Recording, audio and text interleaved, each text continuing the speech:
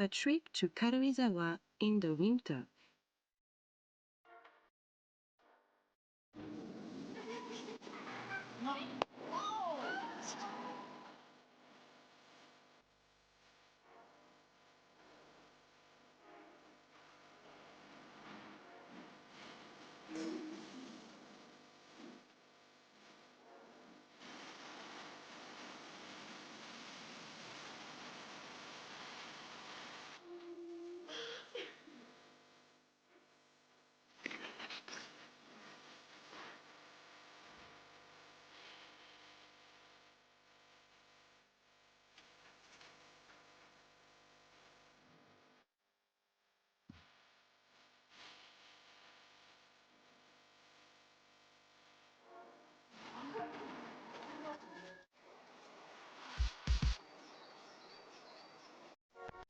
Karuizawa is 70 minutes from Tokyo by Shinkansen, a tourist area with very easy access. In winter, Karuizawa has many activities in which you can casually enjoy the abundance of nature.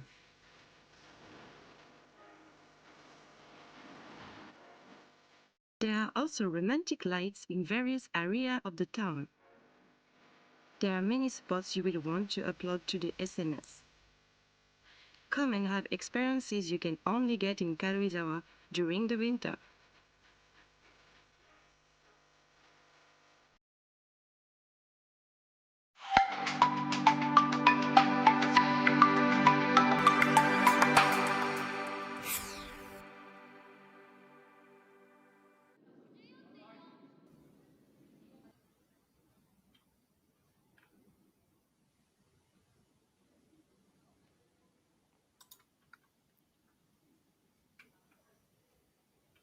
And greetings from Miyota, Japan. I'm glad you're joining us today because we've got some really important games. We're at the business end of the competition. It is the World Curling Tour Japan New Year Curling in Miyota. And our feature game today is Yumi Suzuki of Tokyo taking on Miyu Ueno of Karuizawa. And big game for both of these teams. And we'll just stand by, wait for the player introductions, and have a little wave there at our Japanese commentary counterparts. Hans Fraunlob here, along with Dave. And Dave, what do you think, buddy? I think we've got an interesting game ahead of us today. I certainly do. I mean, we have both teams here that are looking to give themselves a shot moving forward, depending on how the tie breaks work out and the game on the other sheet. So definitely some stuff worth watching today on both sheets. There we see the players being brought onto the playing field.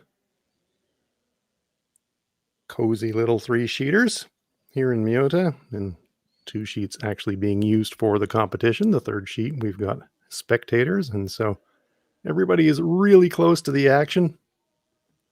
But it looks to me like the competitors are having an absolutely great time. I've been keeping an eye on some of the social media from some of the teams. Looked like Team Strauss spent the day in Karuizawa yesterday and looked like they had a great time. So what's not to like? Curling at the New Year's. Curling in general is fun, of course. I think that's why we all liked it, especially the community atmosphere. And it's good to see that even at a higher level that the teams enjoy getting out and seeing new areas that they're competing in. Teams are being introduced, and fantastic. You'll love to see personalities shining through. Everybody's happy to be here. That's one thing I certainly noticed watching this. There's been so many smiles.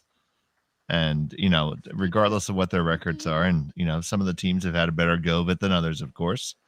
But they're all having such a tremendous time because it's been such a great event thus far, and it's such a great community event.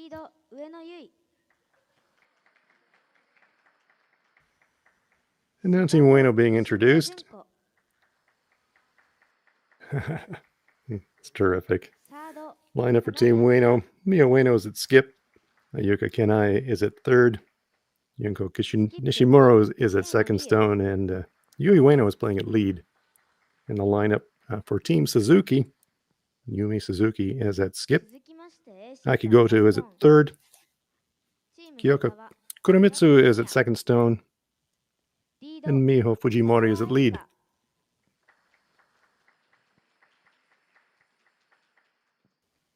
I'm with Dave Schmel. And Dave, life in the USA, how's the New Year's preparations going on over there in that part of the world? Definitely getting exciting here. I'm located just outside of Philadelphia myself, and they have the barge set up in the Delaware River by Penn's Landing, ready to shoot off the fireworks. We're going to have fireworks there. And over the Art Museum, the Philadelphia Museum of Art is probably commonly known to our viewers and listeners as where the Rocky Steps are. That's awesome. Have you ever run up those steps, Dave? Yeah, it's a tourist thing, I think, right? It's a tourist thing. That's something you're ashamed to admit that you would actually have ever done. I've walked up them. I'd probably make it halfway up and cark it, really, as we see Team Ha being introduced. Both sheets, in action here. That's great. Wherever you are in the world, it's been an interesting, pretty challenging 2023, and we're on the cusp of a new year, a new start. And we're glad you're along enjoying curling with us.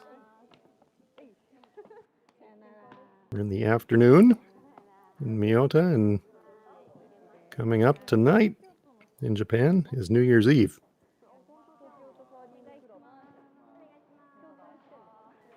Well, that's great. We're going to get to celebrate it a couple times, watching curling and then doing it again.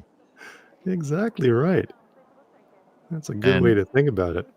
Absolutely. And we do have our chat on here in the background if anyone has any questions or anything. If we see something that we think we can answer, we certainly will.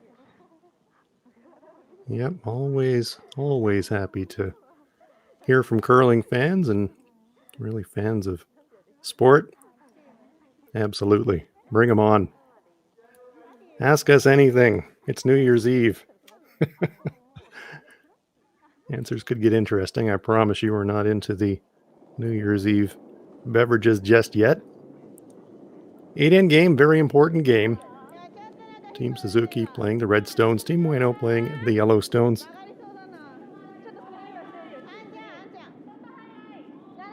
It'll be interesting.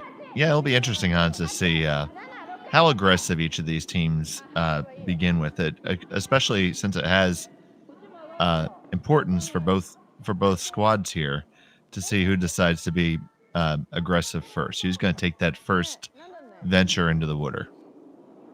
No, that's exactly right. And one thing as well about playing in this facility in Miyota now, all the games, of course, have been played on these two sheets. And so now, third day in, both teams are going to have a really good idea about where all the little variations are and how the rocks are running. So exactly right, Dave. One aspect is how aggressive are you going to get, but you're doing that now really well informed with what the ice is going to give you. And right here we get to an interesting shot because we found that curling towards that barrier between the sheets has been a little bit interesting thus far, and we're trying to take out right off the go.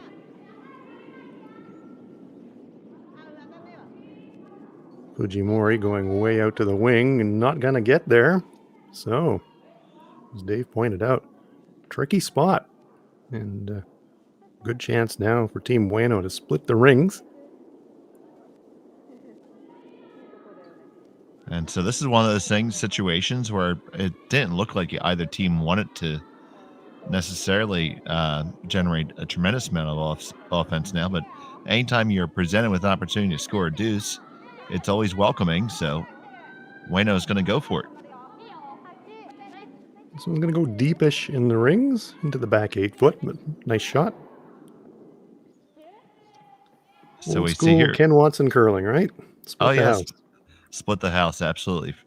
Now we see here you might be inclined to go after the wide one again just because it's higher up in the house and work your way over towards the other stone.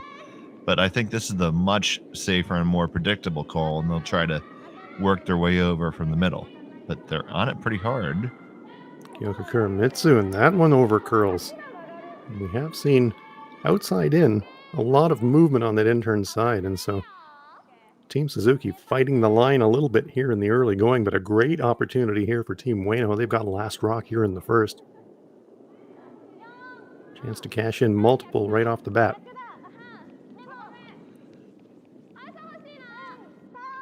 Junko Nishimuro.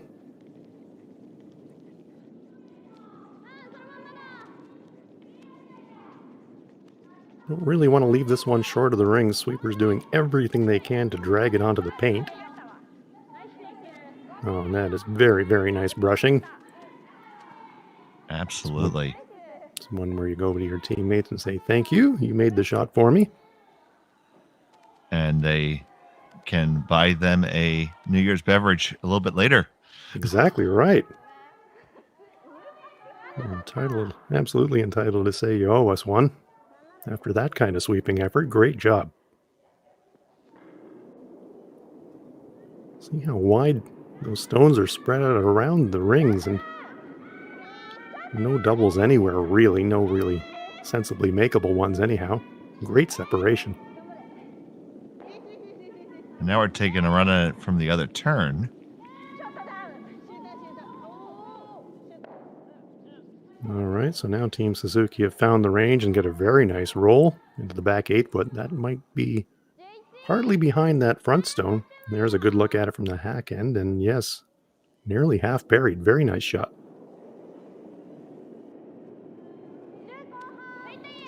Nishimuro will try to dig that one out if she can.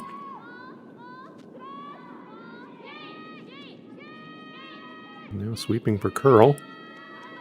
So by the guard. I think she's going to get a piece. I'm not sure if she's going to hang around, but she does remove the stone, and they lie too. Nice shot. They definitely did a good job there, and gonna attempt to take on this one on the top and try to stay on the rings. Hopefully roll on for shot. There's a odd chance that you could get a lucky slash there.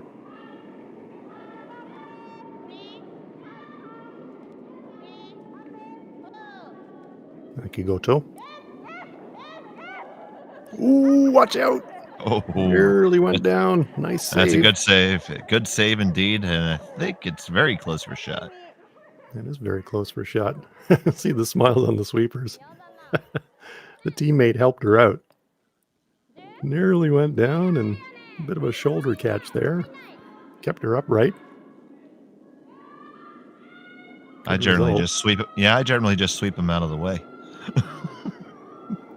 Yeah, I said, I think in one of the games yesterday, your instinct when you're sweeping, if you kind of lose your balance, personal safety doesn't come into it at all, does it? It's just avoid the rock. Whatever you can do, avoid the rock. Absolutely. You have to try to save that shot. Nose hit, but that one has crept out of the rings now. So, chance really, it was looking like a potential 3. But if Team Suzuki can pick this one off, roll back towards the center, that really changes the whole end around. Front stone is close, and it is potentially splittable, so they will want to stay in the rings. Akigoto.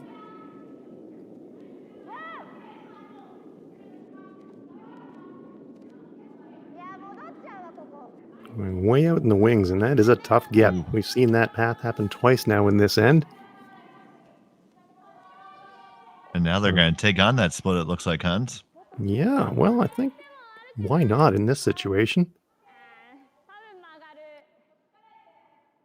You don't really want it in the center.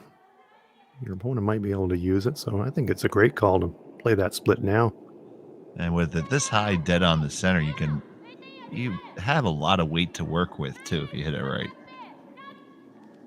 Yeah, that's why another reason I like the call, Dave, is you do have those options. Bad line, you back off, you just go around. You can bump it straight back, make the split. Yeah, not bad. Didn't get the delivered stone onto the rings, but they are lying too, and still reasonably good separation. Give that about a 3 out of 4, I think.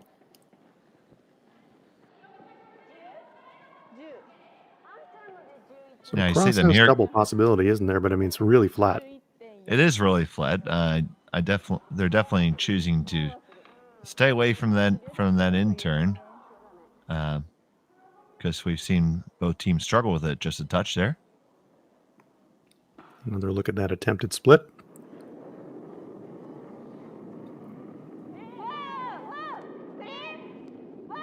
So Yumi Suzuki going right up the middle here.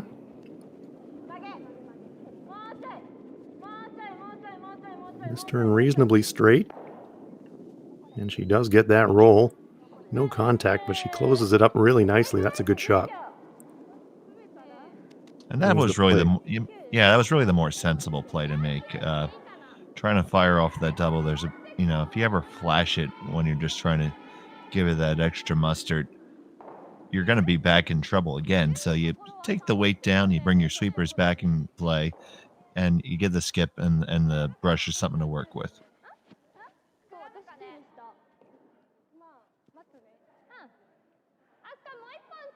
Miyu Ueno prepares to deliver her first stone of the match.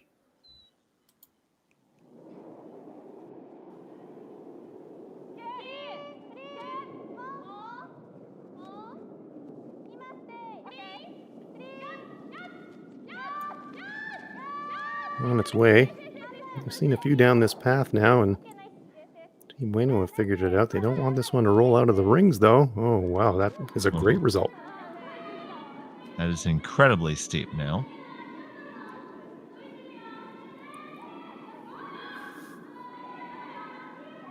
And Team Suzuki, they've had enough of trying to get at that one on the wings. They're just going to ignore it and play the stone in the back ring instead. Yeah, concede the deuce here and move on. It's count your blessings that you didn't end up giving up 3 here. Yes, indeed.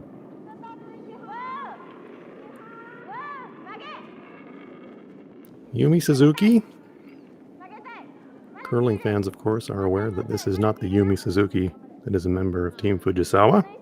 This is Yumi Suzuki from Tokyo. Makes the hit, rolls away. Now do you try the split? They're saying, yeah, why not? Go for it. I like it. Yeah, there's not too much harm in it, and the angles are quite favorable again.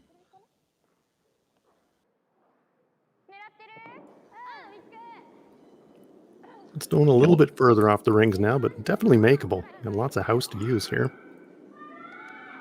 They must really think that swing's a good deal, because they're taking a good 3 feet of ice there, which is definitely generous, because you're probably going to be throwing this back 8, back 12 weight to move it there. So got to be careful here. You don't get too cute here and flash everything. Yeah, that's a real skill in the first end of the game when you're throwing draw the button and really your first big point scoring shot. You're having to think back ring and be pretty accurate with it. They are sweeping for curl now, but not going to get contact, I don't think. So now they're backing off and just settling for the pair. Very good weight. And it is a score of 2. So Team Ueno put a 2 on the board in the first end, leading it 2-0 over Team Suzuki and Miyota.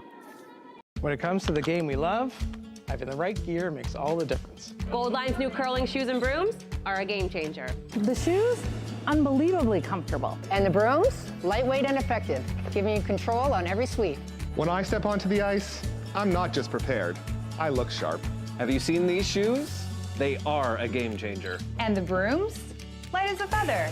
It's a Gold Line. It's a Gold Line. It's a Gold Line. And it's the choice of champions.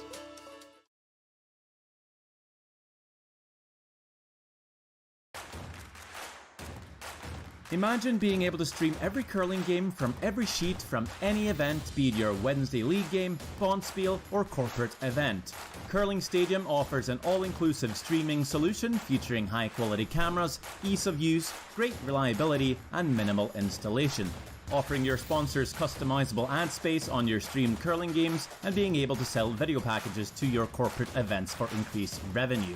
With Curling Stadium, you can stream to any device, be it your mobile phone, tablet, or computer. Push the feed to your desired platform, be it Facebook, YouTube, or any other social media. Curling Stadium is simply the way forward. Where it's commonplace in other sports to televise every game, we want to do the same. Curling is a global sport, and it's time it gets the coverage it needs. Make your curling club the next Curling Stadium. Light up your love for curling with our customizable neon LED lights from Letterlands. Choose your new neon mixed doubles partner or make a statement with a neon curling rock in your window. Also actual Letterlands. Use discount code WHOA for 15% off. Only at Letterlands.com.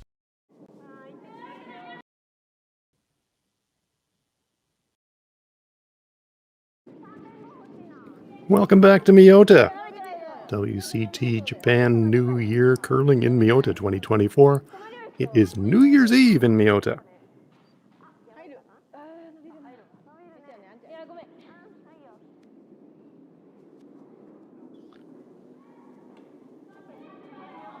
Team Ueno with a 2 in the first end. Off to a very good start. Absolutely. I'm here with Dave Schmel. Dave, what do you think about this game in the early going? Well, yes, I mean, Team Ueno got that deuce as a result of some unfortunate misses from Team Suzuki there. And both teams, still feeling out the ice a little bit. It's just the misses were, for Team Suzuki, were a little bit more full misses, whereas Ueno's were half misses. And therefore, they end up with the deuce. So it'd be good to see if Suzuki can settle on in here and find their legs. Team Suzuki playing the Red Stones. Come into this game 1-2. Their victory was over Kotoka Sagawa. And they've had losses to Team Ha and Team Nakamura. But all of their games have been close. Trying to hold the line here. It's going to spill and go spilling across the top and out of the rings.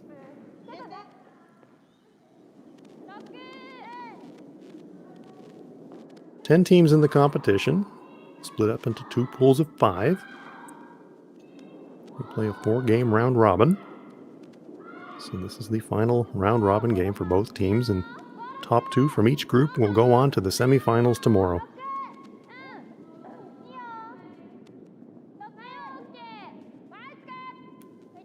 Team Nakamura have already booked their place in the semifinals, so you hope they don't get too much of an enthusiastic start on New Year's Eve, but their round robin is done. But they've got games to play tomorrow. This one comes to rest right on the pin. Yeah, the weight just as they drew up there.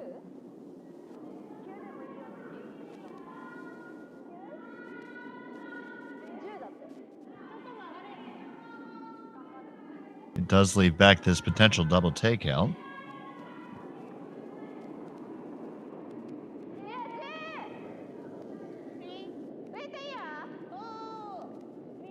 Stone on its way. Kyokakura Mitsu watches intently.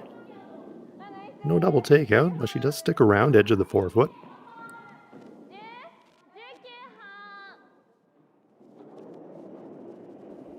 Miyu Ueno will be content just to trade hits if she can get away with that for the rest of the end.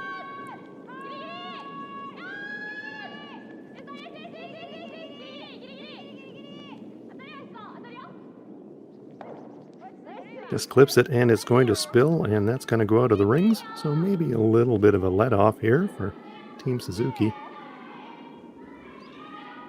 And now they're going to go after that one in the back of the rings. No guards in play here. Yeah, very much keeping the blank open here is an option. You'd have to be a bit frisky to think about freezing the back and try to generate a 2 out of this. So content enough just to play the hit. As you said, Dave, just kind of stabilize here and get themselves into the game comfortably. Nose hit, nice shot. Dave, you mentioned the chat. I'm keeping an eye on the chat as well, and we appear to have some fans here from the USA. Nobu is here from Miyota. I saw Montana represented. Fantastic. Glad you're with us.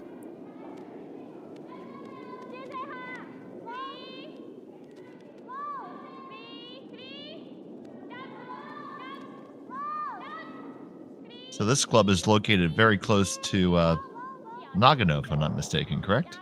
That's right. It's in the same area as Nagano. This rink was built right around the time of the 1998 Nagano Winter Olympics. One of the first curling halls in Japan. It's about an hour away from Karuizawa, which is in turn about an hour away from Nagano. But yep, definitely up in this area. Beautiful, beautiful part of this beautiful country.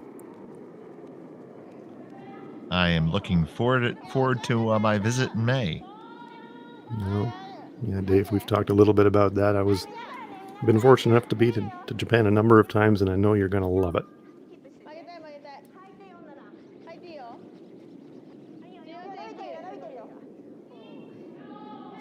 Looking to draw just past T line here. It's going to come to rest pretty much squarely on the tee. Nice draw weight. Good chance here for Team Suzuki just to kind of dial that draw weight in. And also at the same time, you're making them throw a hit in a different area of the sheet. Very interesting here because they took the ice right in the middle of the stone. Yuka Kenai.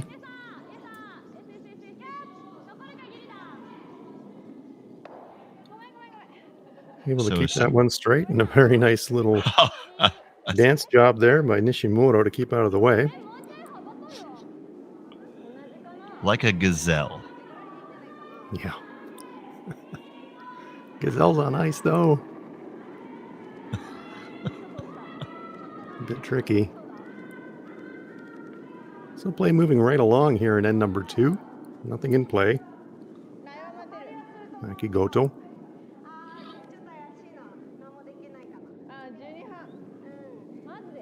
Trying to find her draw weight, although this one looks like it's smoking.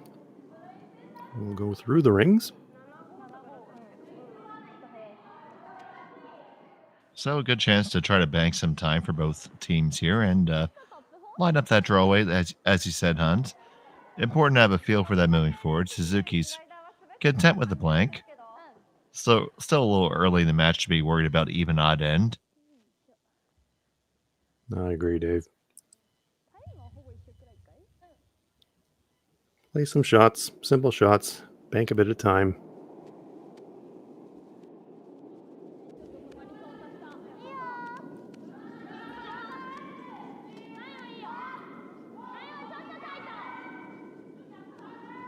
Team Ueno came into this game 2-1. They had a very impressive 8-2 win over Team Ha from Korea. Suffered a 6-2 loss to Team Nakamura. And had a 9-2 victory over Team Segawa.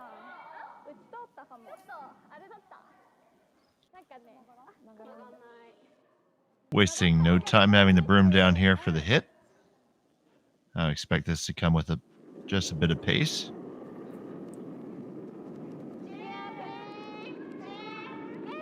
Yeah, pretty straight. Coming this direction. Sweepers don't seem too concerned with it. Nice job. And there we can see the target line being put right in the center of the stone. Yep, 0 ice.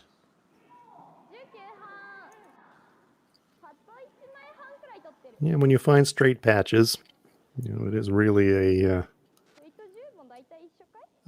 test of the line of delivery, really, because really kind of no excuse for missing it if you slide straight and release straight. But if you don't, you get found out pretty quickly.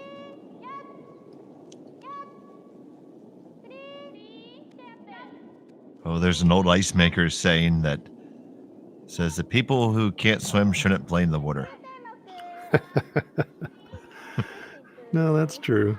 But as I said, Played on a bunch of different ice conditions over the time. Last rock coming up here, blank attempt. Final stone of end number 2. Yumi Suzuki's going to try to peel this one out. But yeah, when you've got little, dicey patches, it does really expose little things that you can get away with some flaws in your delivery sometimes when there's a lot of swing in the ice, but when it's straight, you can't. But that is a perfect peel. Blank in for Team Suzuki. They got the job done. They will keep last rock into the third. Team Ueno lead it 2-0. Calling all curlers, novice to pro. Ashland Curling Supply's patented rotator disc system lets you customize your slider right in the store. Velcro attachments make it easy to find the sliding platform that's right for you. Shop Ashland Curling Supplies, 700 McPhillips, online at ashland.com. A trip to Karuizawa in the spring.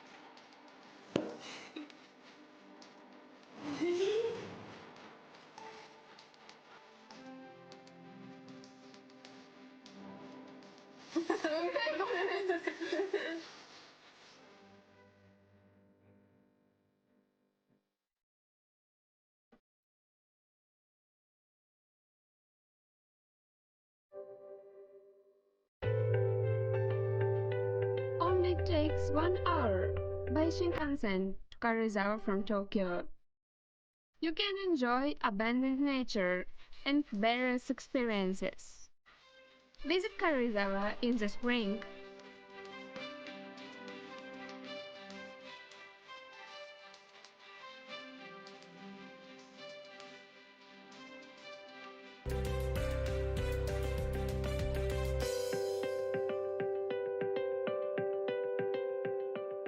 Nice. Is that an onsen tail? Oh, sorry.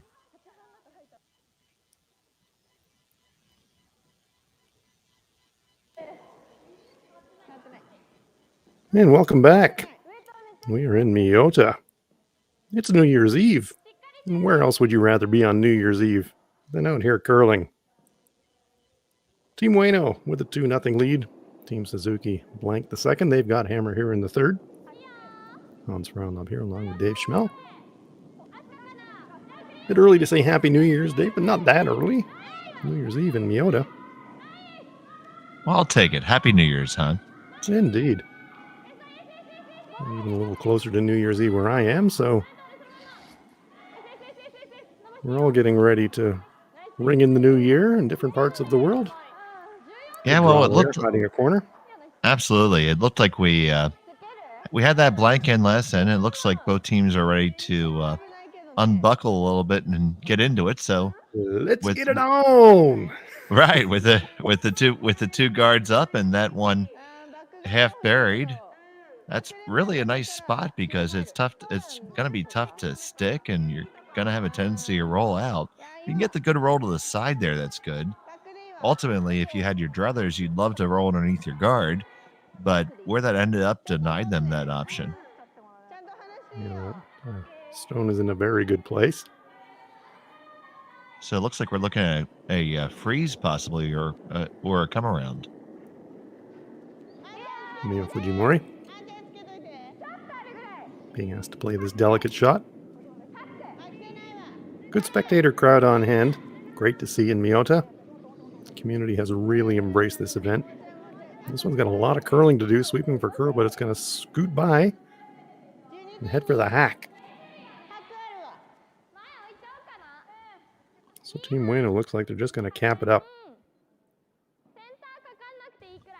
Yeah, I think that's definitely a great call here. Try to force the action and take the power of the hammer away from Suzuki and get them chasing earlier. Shunko Nishimuro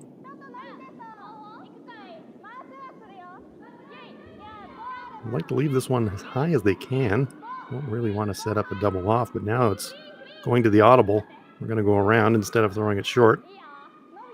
Hides a corner. Not what they were looking for, but not a bad result either. Double might be there across the top, but it'll have to be pretty thin. I don't know how much you get them both to go. I think this is the more sensible play here.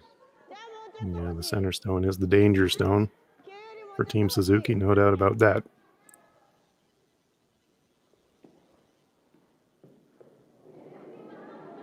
Even if you nose, you're probably going to have something good happen.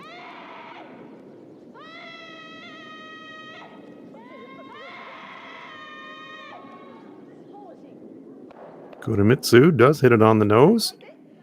Pushes the yellow stone. Fujimori waving it with her brush, trying to encourage it to leave the house.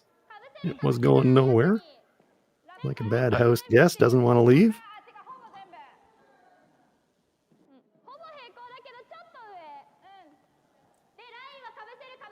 Had it all the way. Yeah, just couldn't wish it to get on out of there. So here taking on that wide path again. We saw a lot of late curl here, so this has really been about weight management on this turn.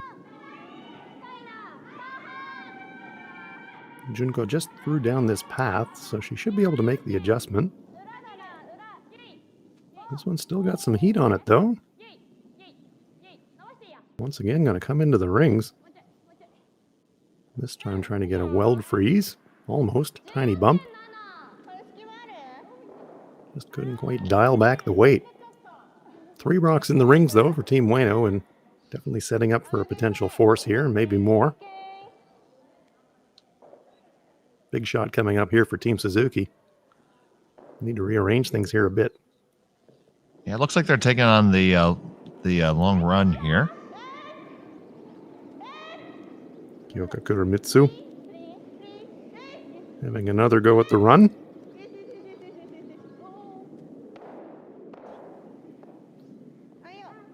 Actually went a little bit over the top. Looks like they misread the line just slightly. They did get rid of that center guard, though, so that does open things up for them. Yeah, it's not that bad. Yeah, not that bad. And especially it also kicked their corner guard out, which was going to prove to be annoying probably later in the end.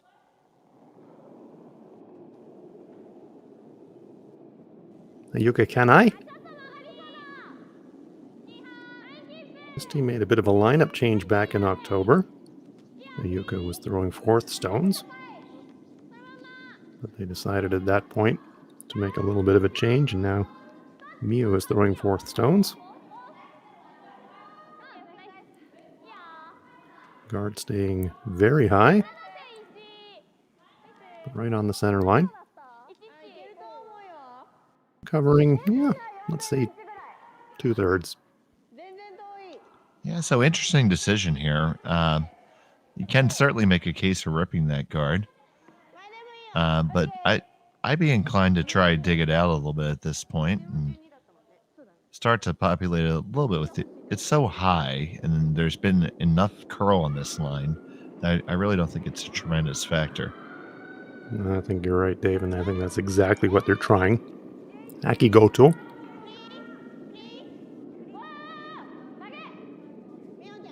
There should be late finish here. We've seen it all week. Gonna get a piece. Had a lot of weight. Maybe too much weight for the shot, but does remove the stone. Rolls out of the rings. Team Ueno saying, let's put it right back. So I can't believe it didn't curl. Yeah, I call this series of shots shampoo mode. Lather, rinse, and repeat.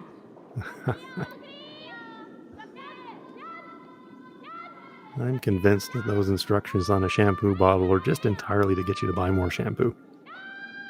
Why would you repeat? Buy the guard. This one, though, it's got a lot of gas on it. Not sure it's going to stick around. It's going to be close. And just through the rings in, they're going to kick it off, so it is out of play. So that lets Team Suzuki off the hook, and now they can maybe switch gears a bit. They've got a couple of options. They could ignore the stone in the rings, go around the center guard. They could play the stone in the rings, and they can roll to the center. Pretty unlikely they could get the outside roll. Based on how straight that line has run for the last several days, I think the outside roll would be really tough. So roll to the middle, I think, is the only option that's plausible. Yeah, I agree. I think if you wanted to use the corner guard, you'd have to play the red run. And that's taking on a little bit more risk than might be necessary. This one, bit of a helicopter handle on it. Lots of rotation. Quiet weight. Very well controlled. And that heavy rotation handle carries that roll right over to the center line. That's a nice shot. Yeah, that's the result when you have that extra rotation on there. You'll get some more action when the rocks strike, and depending on the running bands and stuff, you'll squeeze a little bit more roll out of it. So Team Suzuki with last rock here in the third, lying 1. Have another look at this hit and roll. Probably hit a corner of it behind that long center guard. There's a good look at it, just the faintest corner hidden. Miyu Ueno trying to pick that out. Going down this tricky little patch on this outturn side. And this looks straight, Hans. This looks straight. Yes, once again, scorched by that straight turn. Talked a little bit earlier about that exposing any little flares. I don't say she threw that one badly, but they're sure not going to come back. And she knew it right out. Yeah, she knew it right out of her hand, Hans. You could see it on her face. Yeah, well, that's one thing, I think that's so important in life, not just in curling, is honesty, right? So if you threw it bad, fess up. Threw it bad. Some teams, especially when they're kind of judging draw weight, player will let it go and think, and say, it's pretty good. When in their heart, they know they're 5 feet light. Better to just say, I'm 5 feet light. And that's the information that the sweepers need out of hand. Good opportunity here for Team Suzuki now to get one around that center guard, and they can wrap one here. And all of a sudden, a 3 is on the cards just out of nowhere. Yumi Suzuki.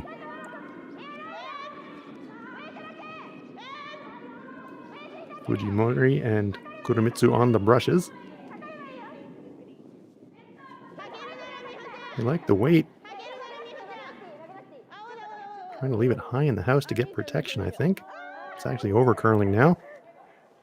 Corner hidden, though, behind that center guard. Bit of a teaser for Team Ueno. You might think you can double them off, but I don't think so. I do think it's there. I certainly think it's there. You are going to flirt with that line that just burned you, and that's always going to be in the corner of your thoughts. Yeah, that's a very good point, Dave. You make a little adjustment, think, okay, I was flared that one the last time. And you subconsciously start it, and all of a sudden you crash the corner or center guard, and you're giving them a draw for 3. So it's a very delicate spot here. With all that said, I agree. With all that said, there's not much of a really good alternative. Exactly. You could try to throw a heavy freeze down, but I don't really think that's going to do you too much good. It still brings 3 in. Even a half shot here, you're only going to give back a deuce.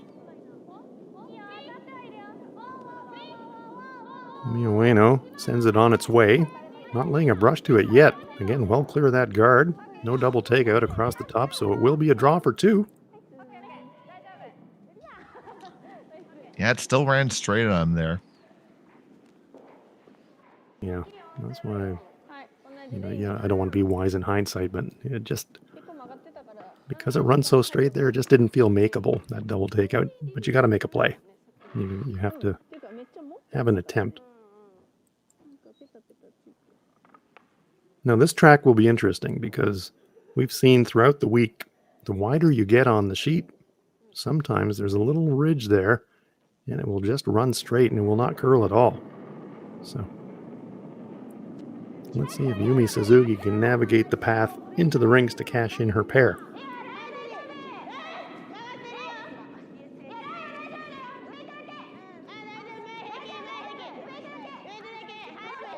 Well, just one sweeper, kind of heavy cleaning it here, so I think the sweepers like the weight. And why not? This is absolutely perfect. Right to the forefoot using her own backing, and there is a pair for Team Suzuki. So we expected a good game. We have got a good game. We are tied up at 2 in Miyota. I don't remember a time when curling wasn't a part of my life. When I wasn't putting in the sweat and hard work to be the best that I can be. Clocking in the time, the effort to practice day in, day out. Curling is more than just a game. It's a family, a community. And when it's time to play, I know I'll be ready. Hardline, supporting hundreds of our next generation athletes.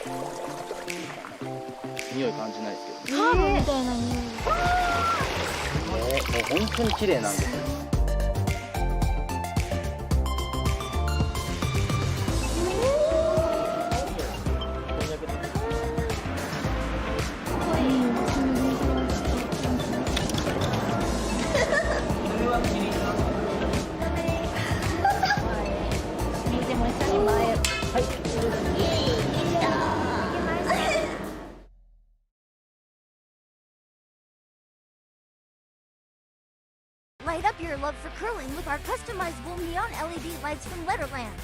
Choose your new neon mixed doubles partner or make a statement with a neon curling rock in your window. Also actual Letterlands. Use discount code WHOA for 15% off. Only at Letterlands.com.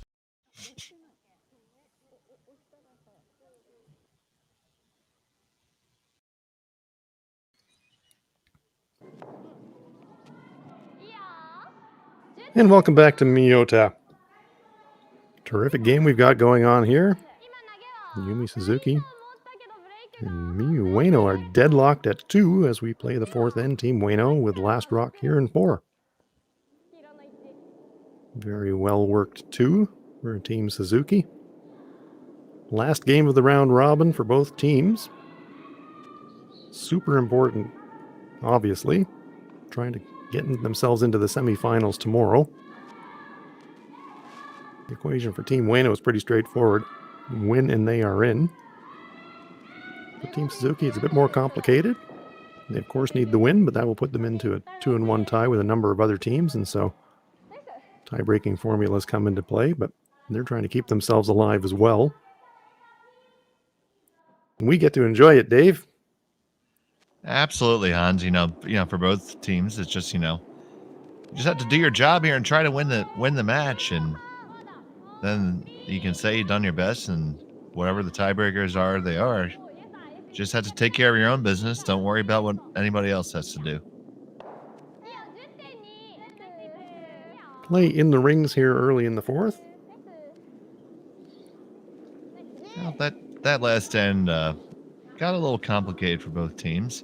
I think both teams, sensing the importance of this match when they are getting in situations, are taking their time looking at it. So I think they're looking maybe to take a little breath here and go up and down once. 8 in games. So we're approaching the halfway point of this match. Nose hit for nose hit as the stone creeps ever higher in the rings.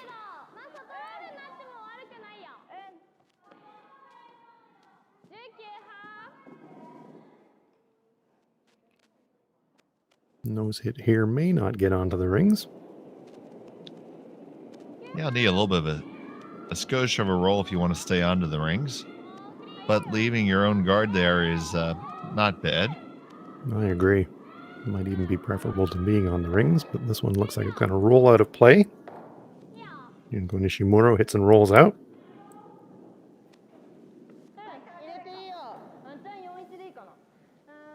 So we've got nothing but rings and stickers here to look at. No stones in play.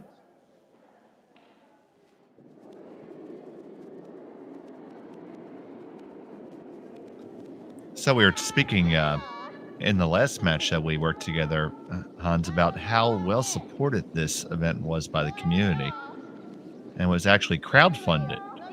The purse money, about 2.2 million yen, were collected by donations alone.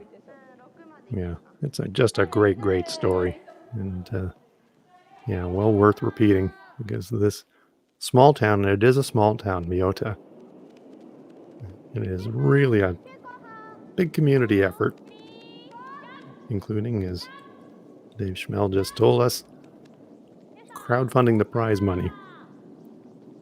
I mean, that is absolutely fabulous. I know at our club we had to bring in 32 teams and show them a good time, feed them, and put them through varying states of broom stacked to get that kind of money. No, it's really, really good, and shows that this town really embraces the sport, loves the sport, and this facility, a big part of the community. And we're grateful to the good people of Miyota for organizing this tournament. And the other thing that I love about this tournament, I've said it a few times, but I'm going to say it again, just the novelty factor. You're starting the tournament in 2023 and you're going to finish the tournament in 2024. You have New Year's Eve in the middle of the tournament. I mean, how cool is that? I mean, it's really great. I mean, all these teams are going to be able to say with their next game that they're curling at 100%. Yeah, and they're also going to be able to say, I played in the longest spiel ever. Lasted 2 years.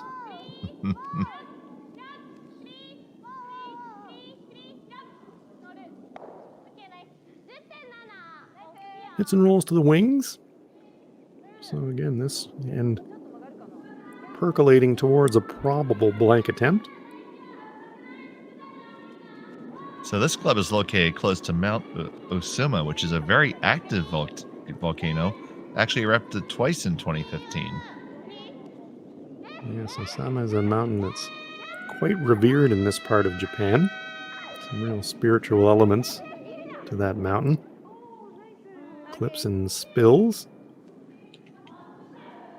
In fact, one of the Shinkansen lines is named Osama in honor of the mountain. I am looking forward to the Shinkansen because I'm a bit of a train buff.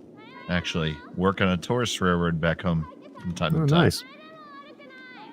Well, the Shinkansen experience is amazing. I'll let you experience it. I won't try to describe it, but smooth and fast. That'll be much different than getting coal soot on my shirt, that's for sure. I can virtually guarantee you that you will have no coal soot from a Shinkansen ride. Stone comes up short of the rings, and so Team Suzuki is saying, well, that's a trap if we just leave it there, so just get rid of it. We're over on this side of the sheet, though, where we've had some misses. Some question about where to put the broom here. Yes, coming in this direction, I'd be inclined to take even maybe a little bit less ice than this, not even give up the stone and just bring the heat.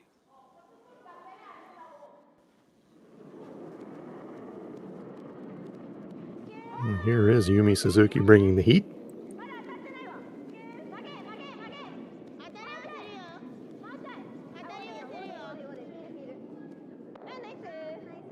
Very how you nicely have to throw done. that turn. Absolutely. There That's how you have you to go. do that.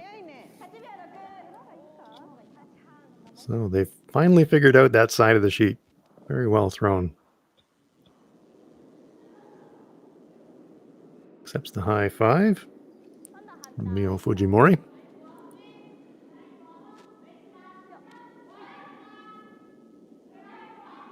So nothing in play. 3 stones to come here on the 4th.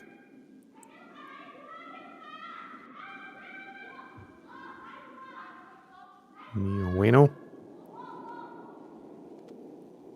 with the full house to draw to.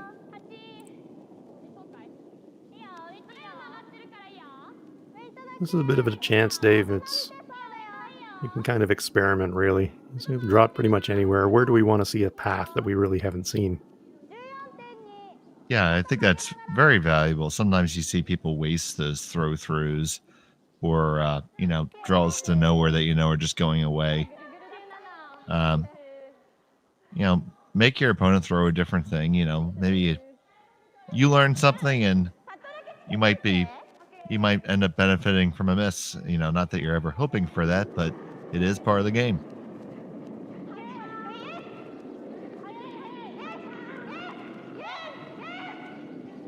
Turn hit on the way here for Yumi Suzuki. I'd like to stick around this time and force the peel for a blank attempt, and she rolls right to the center. That's as good as you can make it. Very nice shot. Once more for the high five. Well deserved. Nice shot. So the blank attempt coming up. Miyu Ueno. Gonna have to roll 6 feet plus.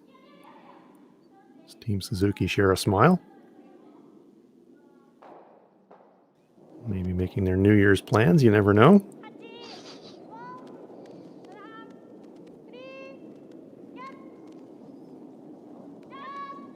Last rock of end number 4, peel attempt. And that is executed absolutely perfectly. So it is a blank end on end number 4. We are halfway through this very important game, and we are deadlocked. Team Suzuki 2 and Team Ueno 2.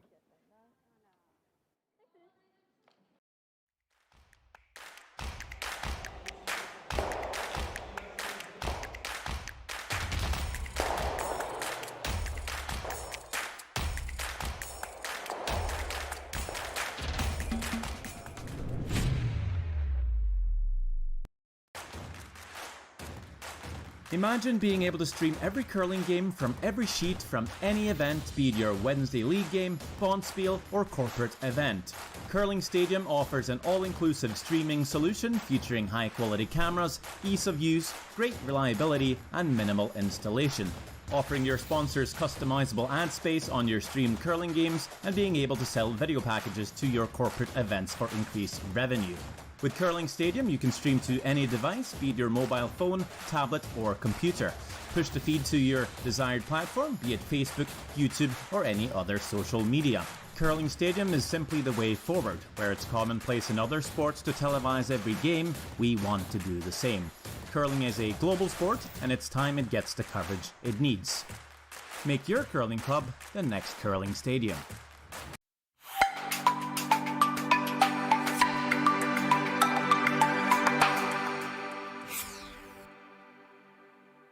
And cup noodle.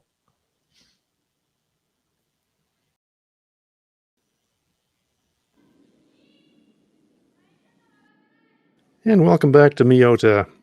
We're live at the WCT Japan New Year Curling in Miyota 2024 tournament. Hans Roundup here. Along with Dave Schmel and Dave. Halfway through, a crucial game for both of these teams. If Team Ueno win this one, they know they're straight to the semifinal.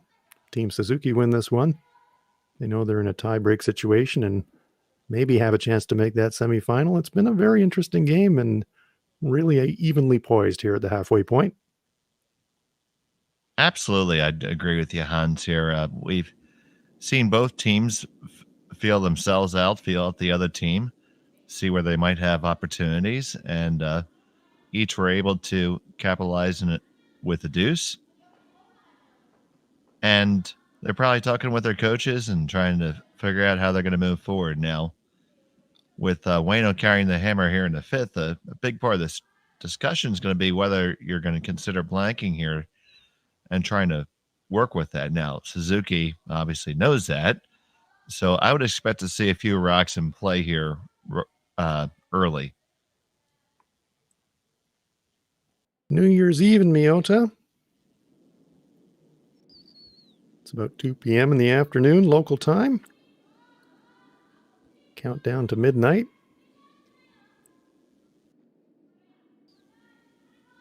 And we see in the background, in the warm room, the team's having a chat with their coaching and support staffs and probably having a snack. I'm always curious about the snacks, Dave. There we go. Here we go. There we go.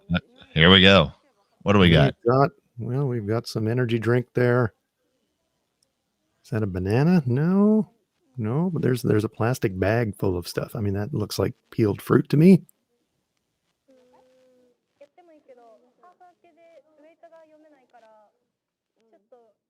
And there's a whole bag full there, right? I mean, can somebody eat something already? Yeah. Is this maybe granola here? No. What? Oh, that looks like going back in the bag. No. That looks like cupcakes for a second there in the one bag. Well, it is New Year's Eve, right? Why would you not have a cupcake? Okay. Now our Japanese counterparts. Yeah. Yes, Send they Tim have a good Hortons, idea. right? Timmy Hose, yes, indeed. Send donuts. Little chocolate donuts. We're actually getting Tim Hortons not too far away from me right now, so that's going to be quite exciting. Fantastic. Yeah, the greatest traffic jam creator in Canada, really. Our curling family around here is all geeked out about having Timmy Hose close to the club now. Well, relatively close. 40 minutes, which compared to an hour and a half is now close. Okay, very exciting. So, well, the athletes have healthy snacks. As the director says, come on, put the snacks away. Game's on again. Start talking. There you go. We're watching you guys. Well, it is New Year's Eve. Why not have a little bit of a party? So, back to the action. Second half of the game just about to get underway. Team Ueno has got last rock here in 5. Wherever you are in the world, we are very glad that you're with us. Help us celebrate this tournament, this game, and of course, the dawning of a new year. Mio Fujimori being asked to throw the guard. So just as you predicted, Dave. Guard stone early, and we're going to see some action, I think. Absolutely. Bring it on. Looking forward to it. I now officially join you and the competitors on New Year's Eve, so I'll wear my little hat. I'll wear my little hat soon. Fantastic. East coast of North America is ticked over past midnight, so we can say it's the 31st there now. And the 31st in Miyota for quite a while. This one is just going to tick that center guard going by, leaves it on the center line, so the no-tick zone doesn't come into play. The stones are accumulating. It's what we like to see.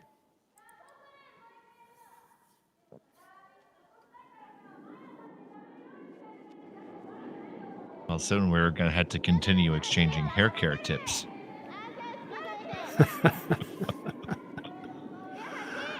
Yeah, rinse and repeat, right? Like I said, it's a scam. I'm convinced of it.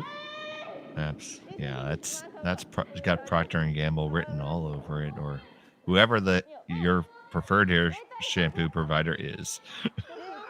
Yes. One pass with the hair gel seems like enough to me, but that's just me. Maybe I'm being cynical and I would want to be unfair to the hair care industry. Stones are piling up now in front of the rings. Bumps off the center line. It was their own stone, of course, so no problem with the no-tick zone rule there if you bump your own stone off the center line.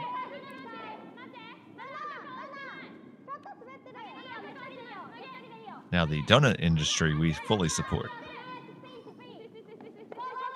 Oh, here's a crafty little shot. Yeah, just a little feather redirect. May have crept onto the rings, maybe not. Everybody's going to have a look. It's not on. It's mighty close. Easily splittable. There's a good look from the overhead. Looks off to me, but not by a lot.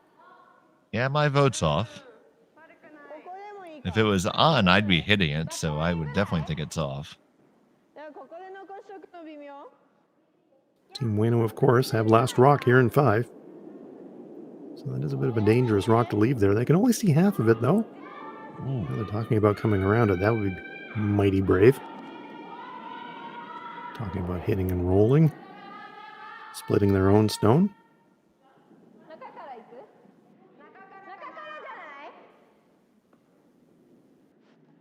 And here we see the impact of the 5 rock free guard zone, right?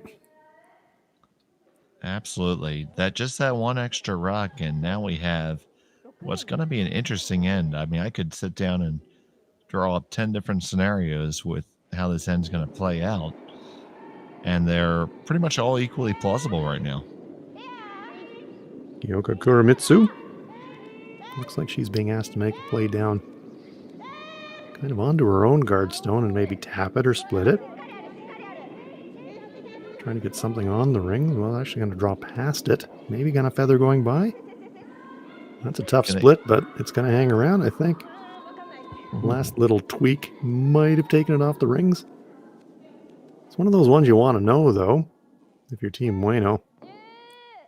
Is it on or is it off?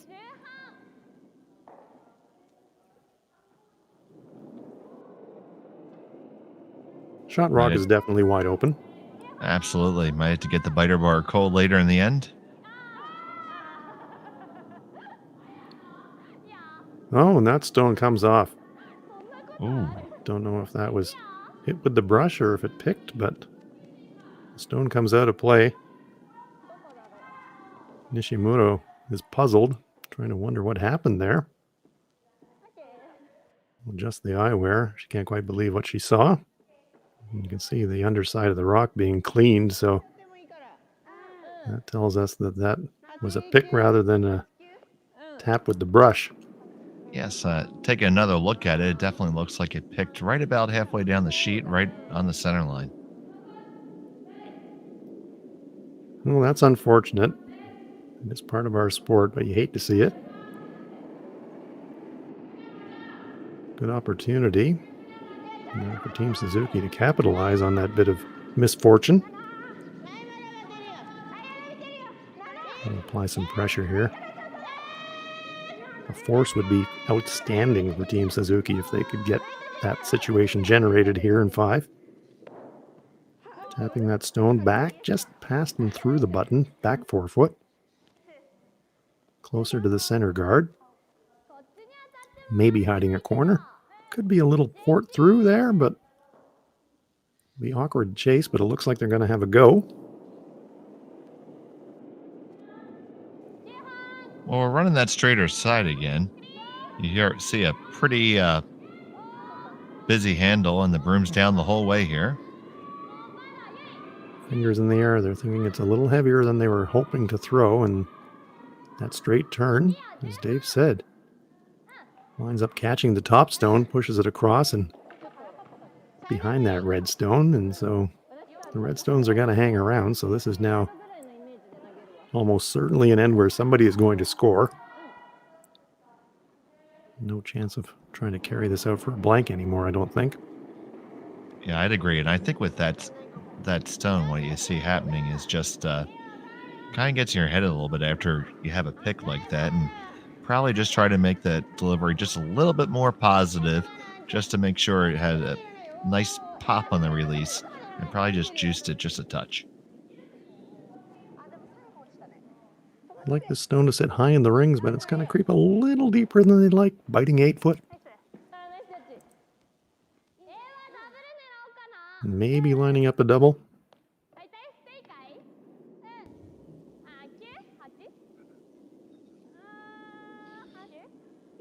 Really tough to bury, coming that outturn side away from the glass, because it does run so straight. Good look from the overhead now. Nose on the top will make the pair. Ayuka Kanai. This one, though, again, drifting a wee bit wide. Does have a catcher out there on the wings and slams into it. Well, that could become very useful. Oh, Now it gets very interesting. that's certainly quite interesting there. That was not in one of the 10 scenarios I drew up. Well, okay, go to the back of the book now. Drop another one. Yeah, we're going to move to Roman numeral number 3.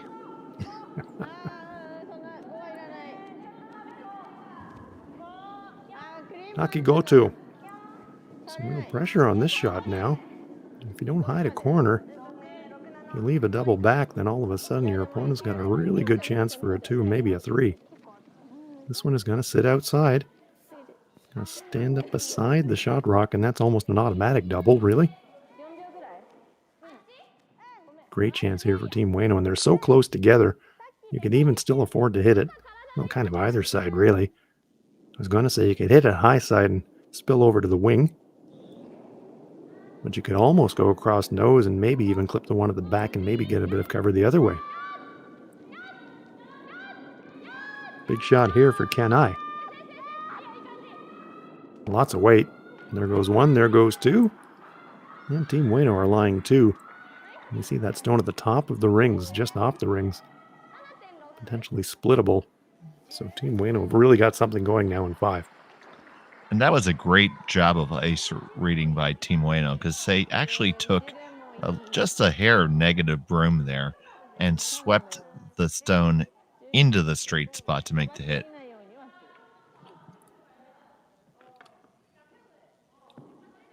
Kanai and Ueno sharing a smile. I said, yeah, we read that one pretty well, didn't we? Throw it well, read it well, you get a good result. So lots of pressure now on Yumi Suzuki. Really use a good roll here to try and turn the end around.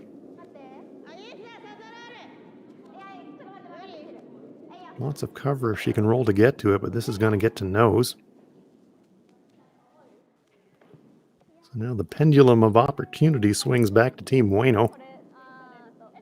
If they could ever get one to roll into that area. Look out.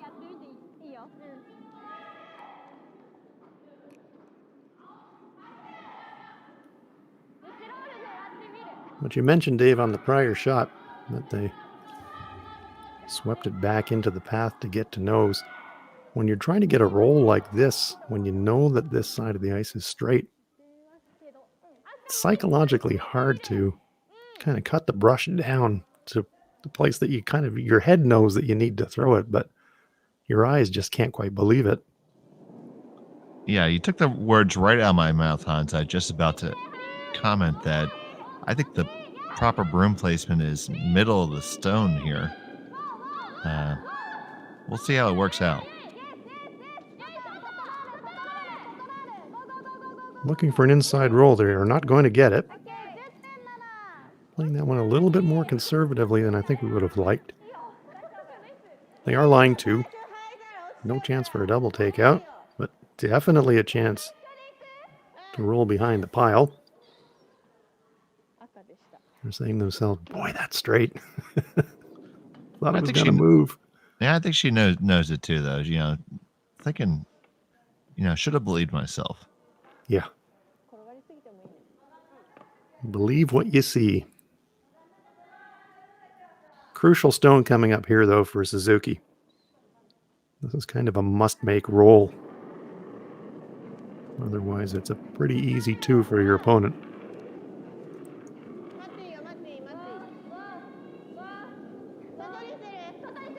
Not laying a brush to it yet. Now they're making a bit of a move on it. Shifting gears, looking for an outside roll. They're not getting that, right to the nose. So this will be, should be, fairly straightforward nose hit for 2. Miyu Ueno makes her way down. Still checking that stone on the edge of the 12-foot. Shouldn't be a factor. But they've seen this path enough times now to know brush in the center of the stone. If you throw it at the brush, it should track straight there with positive weight.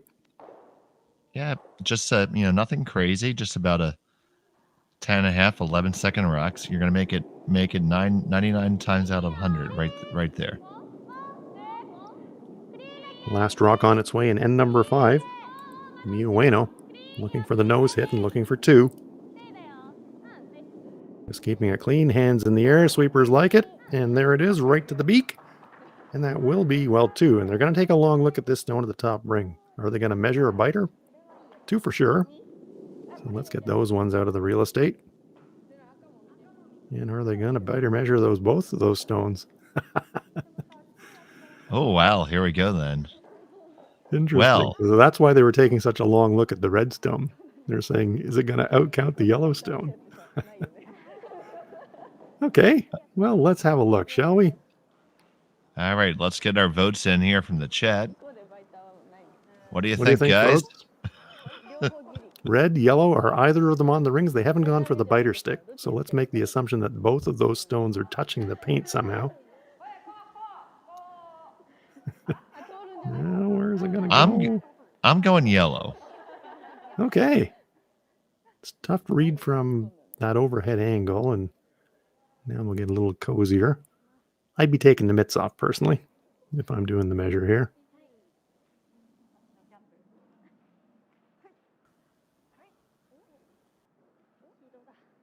So first is who's closer, and then to me, it's like, are they actually on the rings? Even after a measure, if they're determining one's closer, if somebody's sitting there scoring, here, please take the measure away. I think you'd still bring the biter measure out because I'd want to be convinced that the thing is actually in play before he gave up a point. And I think that's what they're discussing right now. Yeah. Saying, yeah, that might be closer, but is it actually in the rings at all? Well, I thought we had no. Not often you get to use both measures, both measuring devices in a measure like this.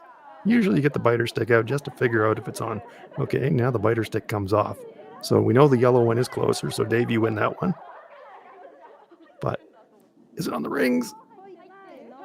Is there a little squeak? Is there a spark? Can't quite tell if it's 2 or if it's 3. We're going to know when they put the score up on the scoreboard. They're kicking the stones away. Everybody's having a laugh. We know it's 2. It might be 3. We'll wait for the confirmation when they put the score up on that scoreboard. So that was a very entertaining measure. Measures are not usually that entertaining, but that one definitely was. So it's a multiple point end for Team Ueno, and here we come, and it is in fact a 2. So after all that measuring, it was off the rings.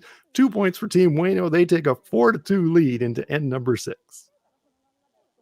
When it comes to the game we love, having the right gear makes all the difference. Goldline's new curling shoes and brooms are a game changer. The shoes, unbelievably comfortable. And the brooms, lightweight and effective, giving you control on every sweep.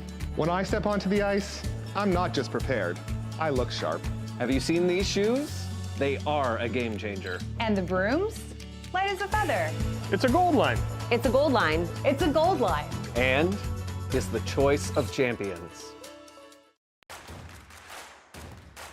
Imagine being able to stream every curling game from every sheet from any event, be it your Wednesday league game, bonspiel, or corporate event. Curling Stadium offers an all-inclusive streaming solution featuring high-quality cameras, ease of use, great reliability, and minimal installation. Offering your sponsors customizable ad space on your streamed curling games and being able to sell video packages to your corporate events for increased revenue. With Curling Stadium, you can stream to any device, be it your mobile phone, tablet, or computer. Push the feed to your desired platform, be it Facebook, YouTube, or any other social media. Curling Stadium is simply the way forward. Where it's commonplace in other sports to televise every game, we want to do the same. Curling is a global sport, and it's time it gets the coverage it needs. Make your curling club the next Curling Stadium. Light up your love for curling with our customizable neon LED lights from Letterlands. Choose your new neon mixed doubles partner or make a statement with a neon curling rock in your window. Also actual Letterlands. Use discount code WHOA for 15% off. Only at Letterlands.com. That stone?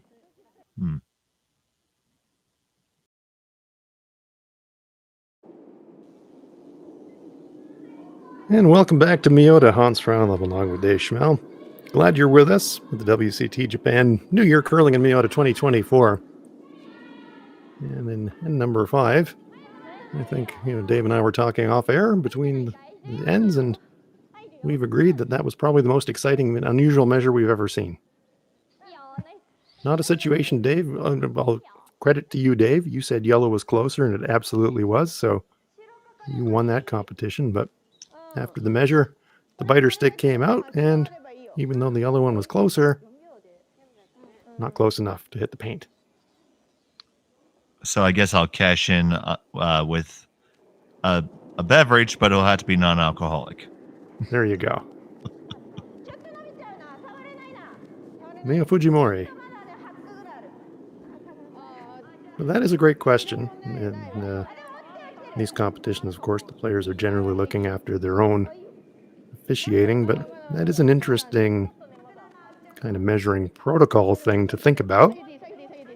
You've got 2 stones like that where you're not sure which is closer, and you're also not sure if either of them is actually on the rings.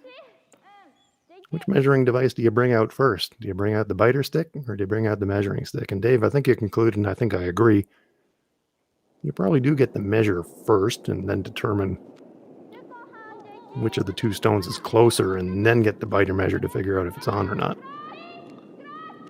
That's certainly not something that we were taught in officiating class. There you go. So you see, every time you come to the curling rink, you see something for the first time. And there we saw it today. This one hits and spills. Will it stay in the rings? No, it's just going to creep out. That's what I love about our sport. There's always something new to learn. Well, the one thing that they let you learn the hard way when you officiate curling is nothing can prepare you for how cold you will be.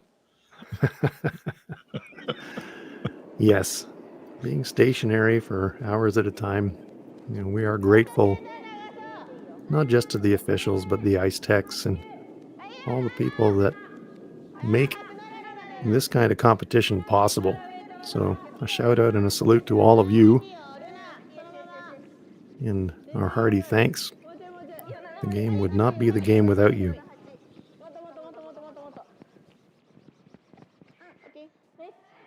Team Suzuki throwing that one to T-line. Don't think it's got protection. There we get a good look from the hack end. Pretty much wide open, a bit edge on edge. Junko Nishimoto. Had a stone pick up in the last end. Sure, she took a little bit of extra time cleaning the running surface before delivering this shot. And just squeaks it by the corner guard. Very well swept.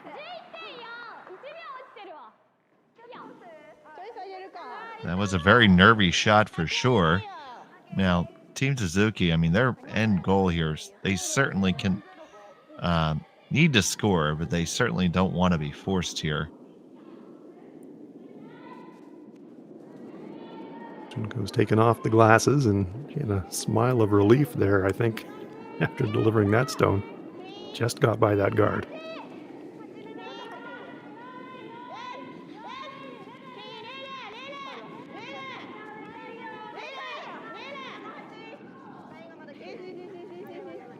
Heading to the finishing line in this important game for both teams. It's the final game of their round robin. Team Ueno now with a 2-point lead. They know if they can close it out, they will advance to the semifinals tomorrow. Team Suzuki, if they want to keep their semifinal hopes alive, they've got to pull off the comeback and win this one.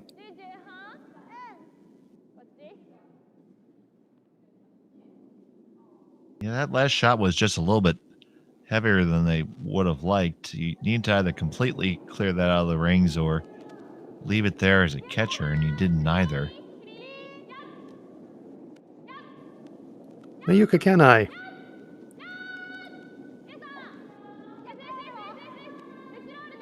Going down this straighter in-turn path. Clockwise rotation. And Team Ueno line 3. But opportunity here with a well-made shot. If you can hit this, you can roll underneath the corner there, and there's a good view of it right there. And if you could roll underneath there, you'll possibly find a way to manufacture a deuce here. So all opportunity not lost yet for Suzuki.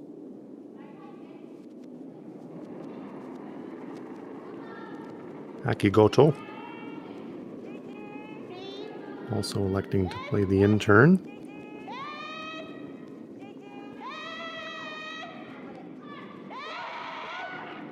Looking for a little bit of an outside roll. Trying to flip behind that corner guard, but it overcurls and just gets to nose.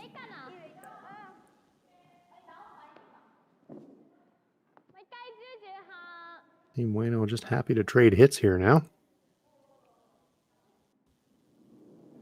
And the big thing about this hit now is that the hit and roll back will no longer be shot stone. So that was really the one go at it that Suzuki was going to get there. That's a very good point, Dave, and it will be interesting what the shot selection here is going to be. This one is going to wind up taking out their own stone. That was not in the flight plan. Or we just threw the wrong color, perhaps. Yeah, we did, yeah. I was going to say, that didn't seem right, and that's why. Well, I was checking myself there because, you know. Something ain't quite right, and that's kind of why.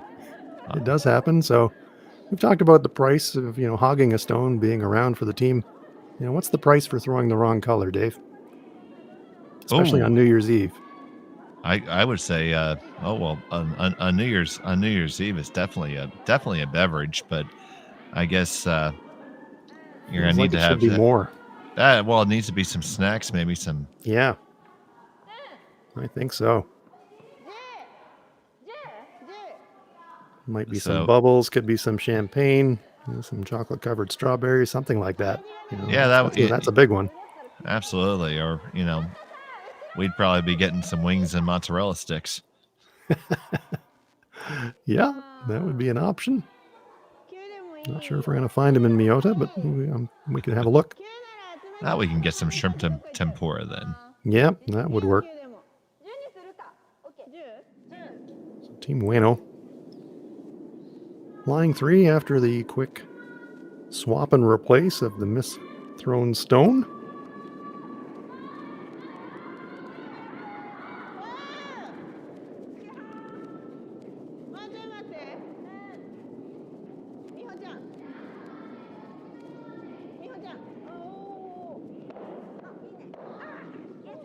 Well, that improves the situation markedly for Team Suzuki. Makes the double takeout, sits their own stone in front of the opponent's rock. And that could turn the end around. Nice shot. So definitely a range of options here available. And how are you going to defend it now if you're Ueno? They're looking first at drawing behind those. And if you can get dead underneath of it, you possibly can set it up that you can't remove them both. You could split the house. You could. You could split the house. You could try to play a little kind of tick graze on the red and bump yellow forward and spill your own off to the wing and get some separation that way. But there are no risk-free options here. And Dave, I'm not sure if you were with me on the game earlier on, but where I always say, a curling coach that we used to work with always used to say, if you can't think of anything better to do to generate offense, throw your stone in front of an opponent's stone. And you can see the effect here of this stone, the red stone being in front of the yellow stone. It's created all kinds of problems for Team Ueno. Yeah, absolutely. I know that's a common one you like to go back to, and I'm certainly going to use that some in my strategy and when I coach some of our younger curlers.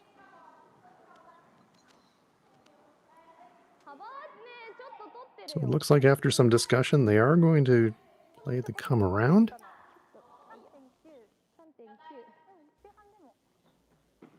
But after that nice double takeout in the roll, That's really changed the complexion of this end. Team Ueno was looking like a mortal lock to generate a freeze, or generate a force rather, but now they're going to have to scramble a little bit. And there is definitely a risk of dropping a 2.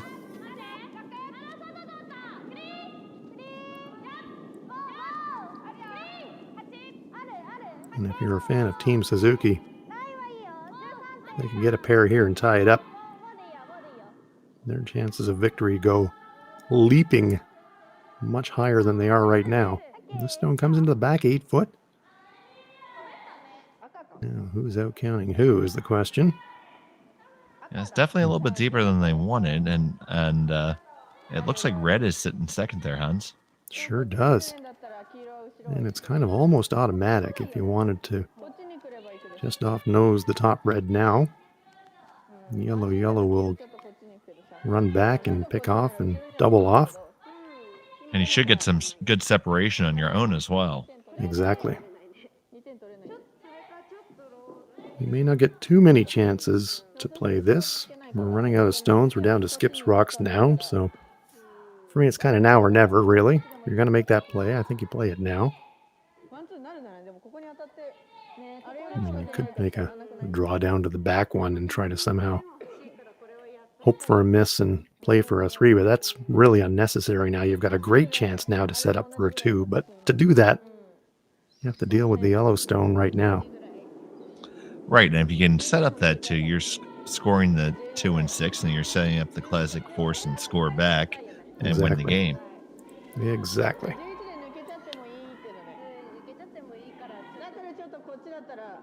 So you don't want to say it's lined up automatic, and there is a risk of a jam. There's enough gap between the red and the yellow that any drag effect would be negligible. It's just a matter of making sure you take the right ice and throwing the correct weight here. Because if you throw a weight that's just quiet enough to make it, you're almost surely going to keep both the shooter and your own red. If you try to say, oh, I want to make those yellows go away, yellows are bad, and blast away and leave a contrail behind it, anything off the nose, you're going to, by much, you're going to lose one, if not both of your own stones. No, I'm with you, Dave. I think saving the shooter is essential here. It's not bad if you're first and third after this one. You don't need to make the double takeout now. You could hit the red one brush side, flop the shooter into the 12-foot behind cover, and you still have a 2 and maybe a 3 alive that way. But you have to save your shooter here. Suzuki watching intently. Sweeping for curl. They do have contact. It will go past the stone in the back. But they do sit 1-3 in the top 2 stones. Double takeout is there. So nah, just missed it. Just missed it. Yeah, sensing that missed opportunity there. Now it's very important that Ueno makes this double. I think you have to take it on. I don't really see another shot that's worth taking. If you wanted to steal, you certainly could, but I don't. But that's that brings unnecessary risk into play. Yeah, I'm with you. I don't think there's any percentage playing shot rock, and it's I was going to say madness to try a come around. You'd be risking dropping a 3 that way. Double takeout looks pretty natural, but they're taking a long time looking at shot rock here. I'm really surprised. I'm with you, Dave. Hit the top one all day, take the pair off. Probably get a force that way.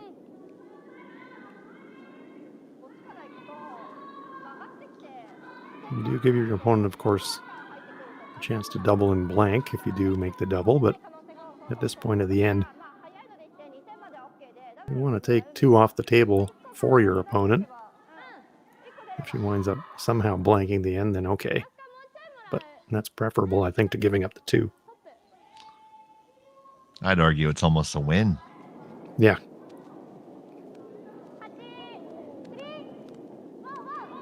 Shots on its way for Miyu Ueno. Big weight. This one's wide, and it's going to jam. Is it going to have enough momentum to spill that red out of the rings? They're sweeping it, and they just get it out. Wow. Good thing she had that weight, because otherwise that was going to hang around. Got away with one there, I think. Yeah, absolutely. I knew it was going to come with some mustard. It's just a matter of what they were going to do in that straight line, because wherever she set it off is where it was going to end up. Yeah, that was kind of like the high temperature mustard, wasn't it? That wasn't the mild. That was the spicy stuff. Yeah, that was that Dusseldorf mustard. The Dusseldorf mustard, okay. That's the special turbo mustard. Last rock on its way here now then, and number 6. No chance for the 2 here. So I suspect it's an attempted blank. She looks a bit concerned, however. And that's why it's a nose hit. It's a nose hit I don't think she wanted. Single point for Team Suzuki. Team Ueno will take last rock into end number 7 here in Miyota with a 4-3 lead. Calling all curlers, novice to pro. Ashland Curling Supply's patented rotator disc system lets you customize your slider right in the store. Velcro attachments make it easy to find the sliding platform that's right for you. Shop Ashland Curling Supplies, 700 McPhillips, online at ashland.com. A trip to Karuizawa in the spring.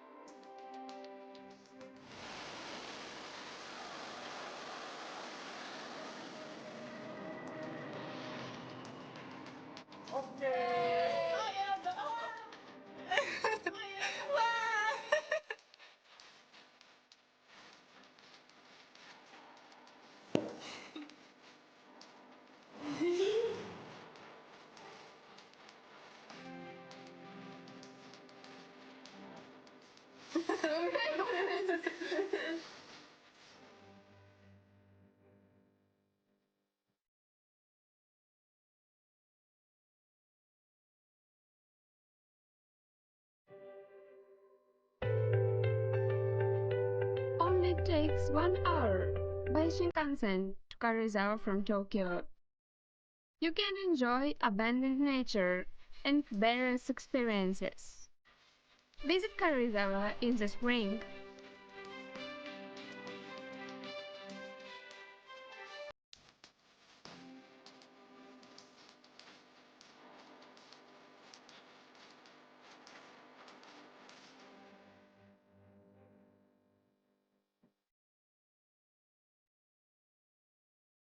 Saw worse things from the birds.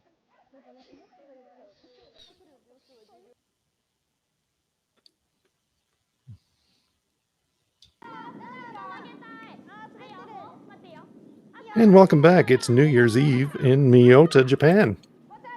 Team Suzuki, Team Ueno duking it out in this last round robin game. Semifinals tomorrow in the New Year Curling in Miyota 2024 tournament. Hans Roundup along with Dave Schmel. And an unwelcome nose hit for Team Suzuki and the inexpensive force for Team Ueno. Real chance here for Team Ueno to take a stranglehold here if they can come up with a multiple. Yes, yeah, Hans, if you're looking at your end strategy here, if you score 2, you feel like you're a lock to win it.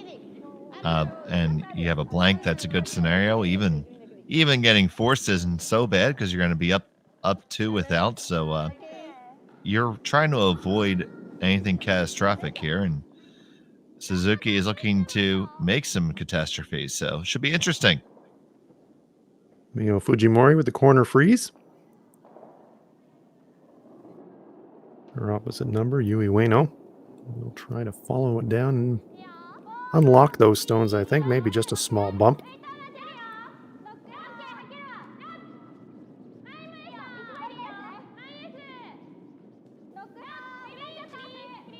One more draw today in Miyota. So we're glad that you're with us, and do make sure that you come back for the final game of the round robin and at the conclusion of the final draw tonight, we will know definitively who our semifinalists are. Real cluster of stones now in the front forefoot. And everybody's still smiling and having a good time. That's what I love to see. Absolutely. And tonight's draw is going to have Kai Shishiya versus Delaney Strauss on sheet A, and Yui Suzuki versus Yoshimura on sheet B. More great curling to come here from Miyota. Team Suzuki look to me like they are going all in here. Just happy to stack stones, freeze stones, do whatever they can. They feel like if they get scored on here, they're in trouble, so all out to steal.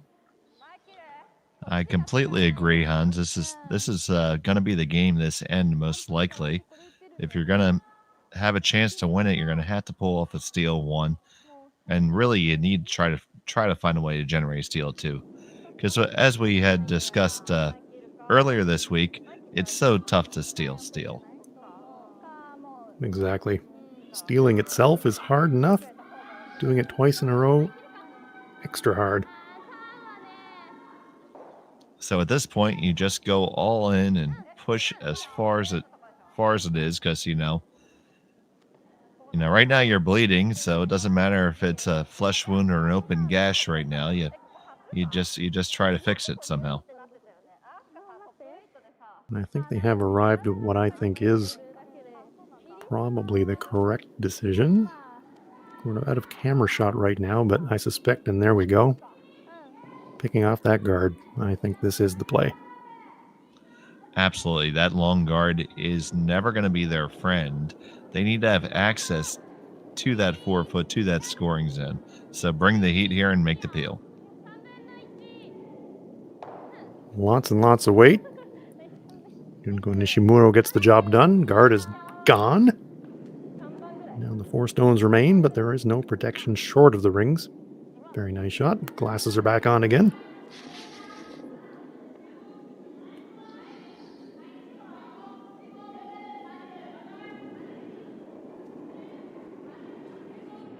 Must be good to have that kind of vision where that's an option for you.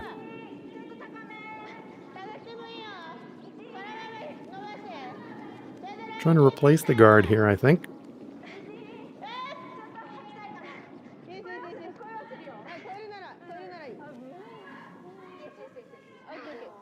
Kuramitsu gets it just across that hog line. Very, very high, but still peel it. Yes, would you call that zone 1 or would you call it zone 0.5? Really very, very high. But in play. And another nice peel from Nishimuro. Very good execution from the second stone from Team Ueno.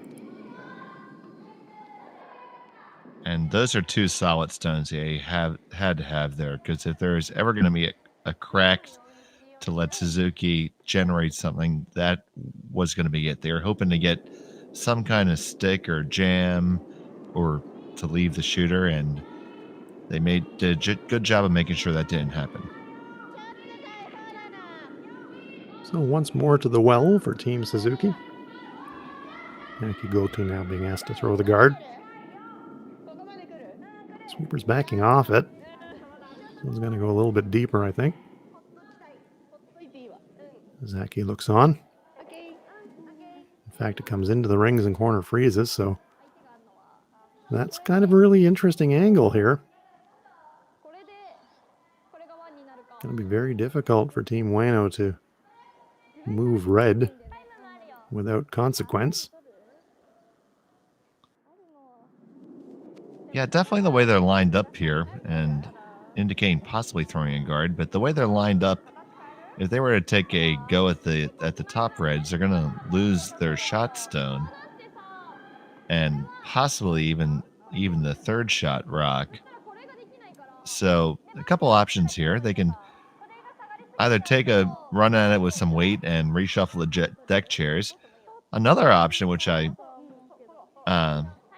could call, is to throw a draw around and corner freeze, but they're going to take a timeout here and discuss it with a little bit more here. Yeah, it's an important decision, absolutely. And what they do know now is that the way that the stones are lined up are really, really bad for them. Red makes the two yellows disappear all day long, so they're going to have to do something to change the angles. Problem for them, though, exactly as you said, Dave. You place some weight, change the angles, you maybe punch your shot stone out of shot rock position, or maybe you set up a double. So even though Team Ueno have got last shot, they're in a bit of jeopardy here. It's a good time to remind yourself, and it's a bit of a coaching cliche, but what are we trying to do here? Is one okay? And if one's okay, maybe that dictates your shot choice, and you sacrifice your two stones now in the name of getting at least one of those red stones out of a danger zone and not trying to unlock everything. Big call, though. Yeah, that would definitely be a good option if you feel confident that you can dial in that 4-foot draw weight, because that is what it's going to come to if you go that route for sure. The other option would be throw maybe hack weight, because you're going to be moving 4 rocks, and just kind of you could throw and promote your shot stone up just so much further, and you would still hold your other yellow in play, and then that would kind of force the hand of Suzuki to make a play at it. Yeah, I just don't think they can leave that stone in the front 12 undisturbed. I think they have to do something with that now. For me, to be honest, I would just rip it. I mean, I would hit it hard, and I know in doing so that I'm going to leave my opponent lying too, and I might be lying third shot out in the wing, but I would take that in this situation, because right now they're really in some jeopardy. If they leave those stones angled and locked any longer in this end, they're not going to have another chance, I don't think, to unlock those stones if they don't do it now. Well, the timeout's over here. They still have plenty of time on their time clock, in excess of 10 minutes here. They're talking about playing softer weight. They are talking about unlocking stones, but I think they're worrying a bit too much about preserving where their shot rock is going to be. I mean, there's still 7 stones to come. If you're promoting yellow, the thing I wouldn't like if I'm Team Ueno, if you're going to push the yellow, I'd almost rather push it deep in the rings, like into the 8-foot, rather than try to keep it in the back of the 4-foot, because if you push it back in the 4-foot, you're just inviting Team Suzuki to bump freeze, and it can be something they can sit on. So if you're going to move stones, move them. Now, I think you make a good point. I'm interested to see how this plays out moving forward, but we are just going to get the softer weight shot coming here. Trying to change the angles and trying to preserve their own stones in the process. Red, yellow. Yellow does push back into the back 8-foot. That is not a bad result. The two reds are still absolutely lined up at the yellow. So they're still locked together. That represents danger because they're both overlapped and also lined up on the yellow rock. So the intrigue continues. What do you think, folks in the chat? What's your call? This is a tough situation, but it's a really good opportunity for Team Suzuki. 3 stones to come. You're trying to steal.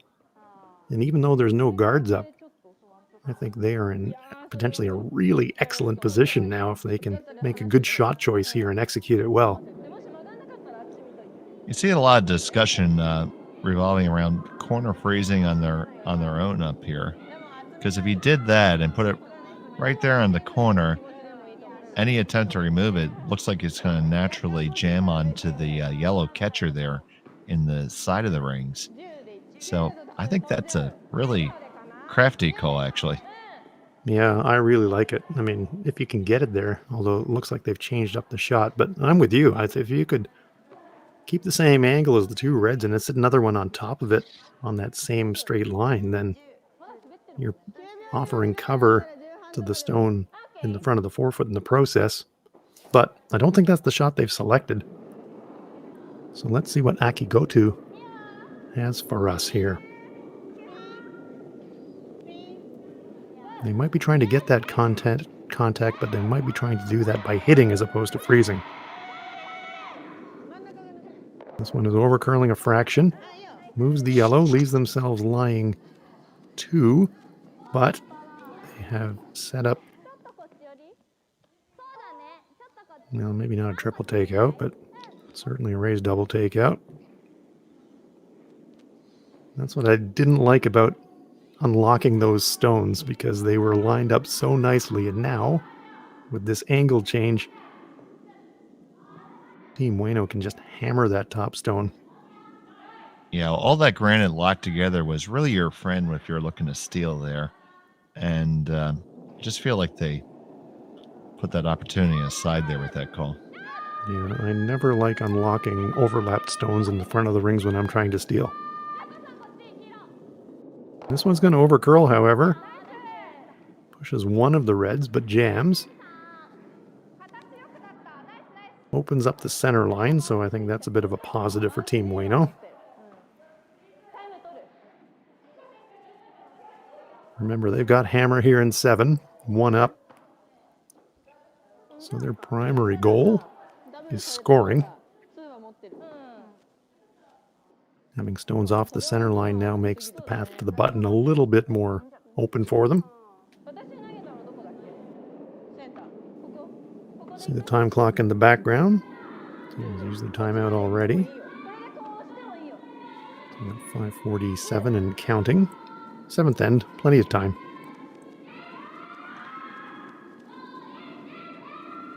Would you ever consider just throwing a guard here? Yeah, you could certainly throw a guard here. You could corner freeze the yellow and overlap it and cover the shot rock that way. But a guard is not a crazy call by any means. Leave her the angle red, yellow red run, and then use the guard yourself to draw around and try to steal. It's not a silly call at all.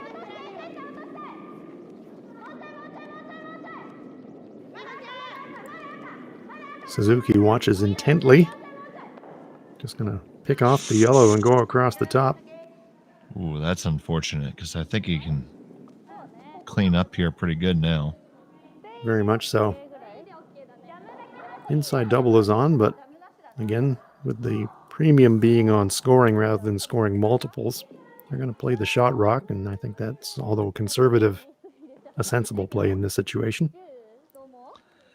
Absolutely. That's why I really did like having throwing that guard, because it would leave you something for the next shot. Exactly.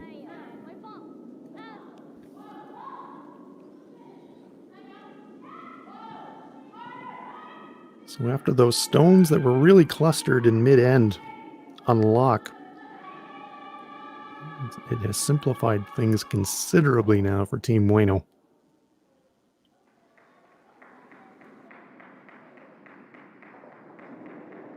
Still got to make this, though.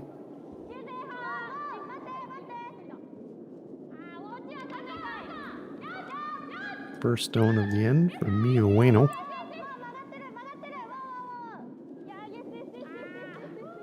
Gosh, she's gone blowing by it and picks off her own stone in the back ring. It's fortunate for them, sticks around for second shot, but that is a bad miss.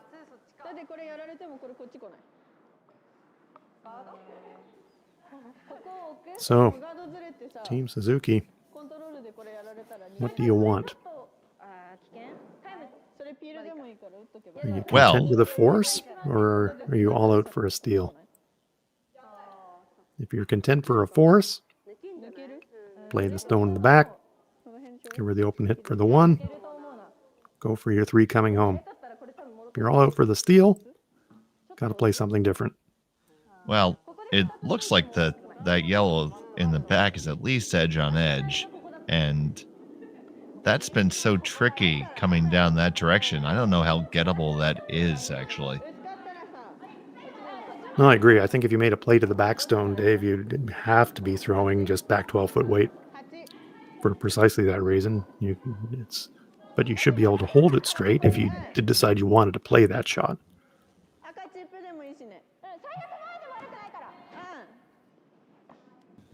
So it looks like they're electing for a straight guard here, which I don't mind.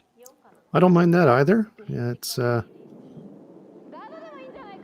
one again, every shot you choose, you got to make it, right? So if you wind up half covering the guard and you give Miyu a shot for 2 and she converts, then might be lights out. So this is a must make, but it's a must make no matter what shot you choose in this situation.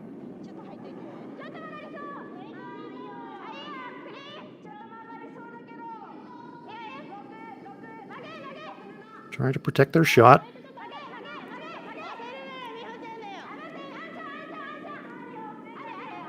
This one's going to come into the ring, so it's definitely not guarding. Now they're going to split, and that is not necessarily a bad result.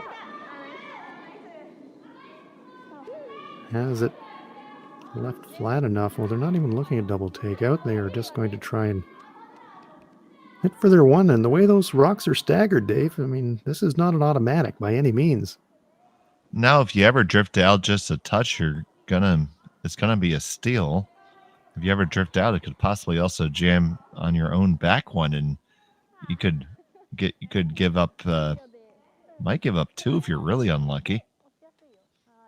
So that one worked out pretty well for Yumi Suzuki. We're going to get a force at worst and maybe a chance to get a no-risk steal here. Miyu Ueno with a delicate shot in a very tricky path. Last stone on its way here on end number 7. Looking to get just across nose and roll in for her single point. There's the hit, there's the roll, but it's going to roll too far. It's going to be out of the forefoot, and it will be a steal of 1 for Team Suzuki. Well. Can't quite believe it. It overcurled, and it is a steal, and we are going to go to the 8th end, all tied up in Miyota. Suzuki 4, Ueno 4. I don't remember a time when curling wasn't a part of my life. When I wasn't putting in the sweat and hard work to be the best that I can be. Clocking in the time, the effort to practice day in, day out. Curling is more than just a game. It's a family, a community. And when it's time to play, I know I'll be ready. Hardline, supporting hundreds of our next generation athletes.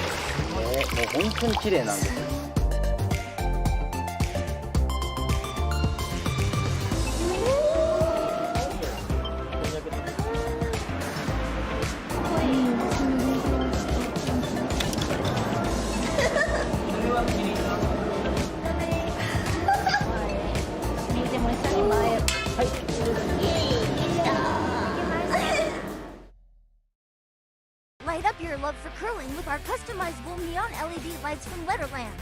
Choose your new neon mixed doubles partner or make a statement with a neon curling rock in your window. Also actual Letterlands. Use discount code WHOA for 15% off. Only at Letterlands.com.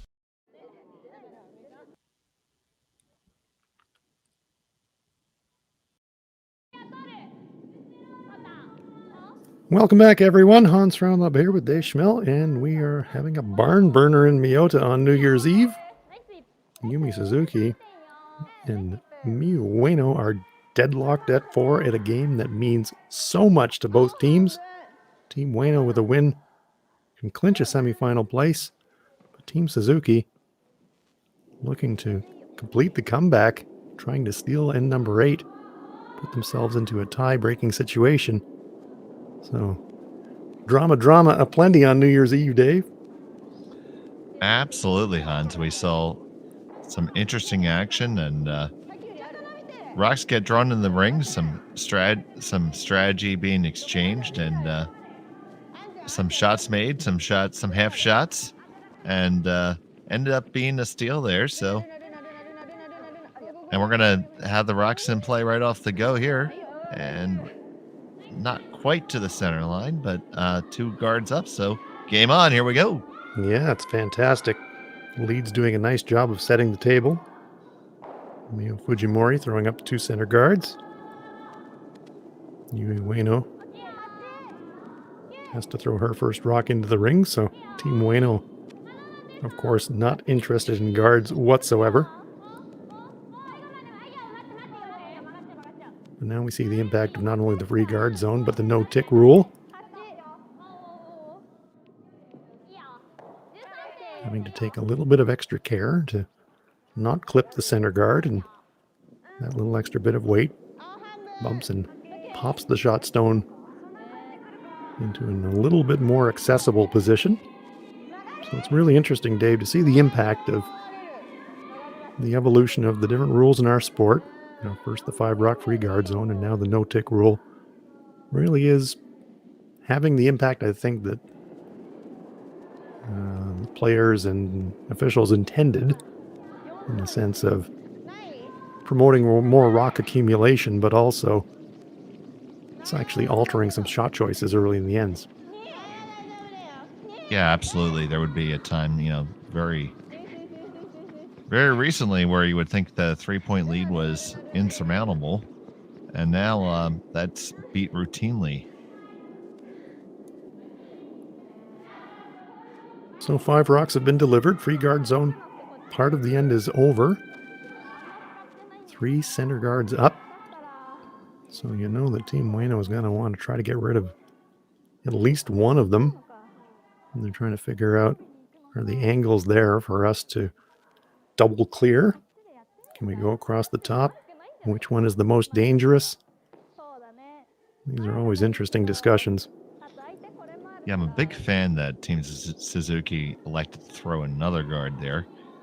Too often you see teams come in a little bit too early, and you just need to steal one here. It doesn't matter if it's the last one. Now, here is a very, very interesting call. Tie game, 3 center guards up. You've got the hammer. Your stones are behind the center line, and you're choosing to ignore those guards completely and come around them. It's a brave call. That's a bold strategy, Cotton. It's a bold strategy, Cotton, exactly. Let's see how it turns out for them. It's going to curl into the top guard and chip it just onto the front ring. So now the center guards stacked up and overlap down the center line.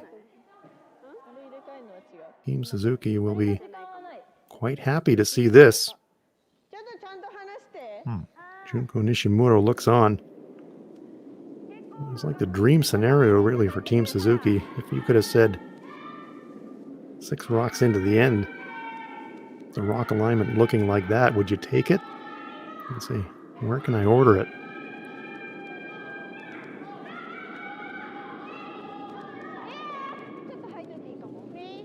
Where can I order it, and is it eligible for Prime shipping? Exactly. Can you get it to me fast? I really want it. Kyoka Kuramitsu. This one's well clear of the guards. But remember, there are those stones in the back ring. It's not going to curl to get to them, though. It's going to sit up on that center line, or the T-line, rather. It's not a stone you can ignore, though, if you're Team Ueno. It was definitely usable by Team Suzuki. Yeah, it certainly poses an opportunity to get in there later on in the end if you ever had to play an angle to get into the button. But we just ignored a lot of rocks a moment ago, so looks like they are going to take this one on and try to come on in, but likely with the angle, you're going to possibly see a freeze come up next. Nishimoto.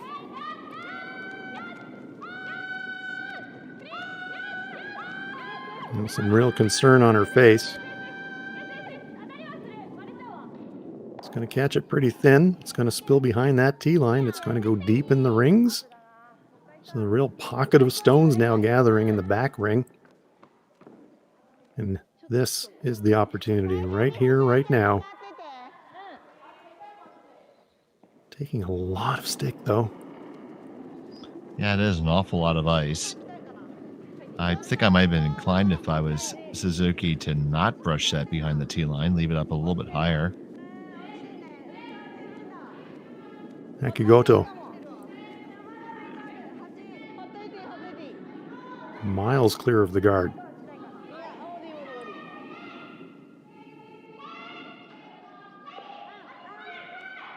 Well, second shot. Potentially usable still, but really that was a huge opportunity for them. I just didn't really like where they put the brush, to be honest, Dave. Just seemed like a ton of ice. I think you have to take some risk in that situation, that you're going to have to flirt with the guard. Yeah, you know, it's not to say that we're out of time yet, but we're starting to play the final numbers. Great look from the delivery end there. Path to the button choked off on both turns. So this is really a situation. Who's going to get into the 4-foot first? You get there. Maybe impossible to get you out. Ayuka Kanai taking her shot.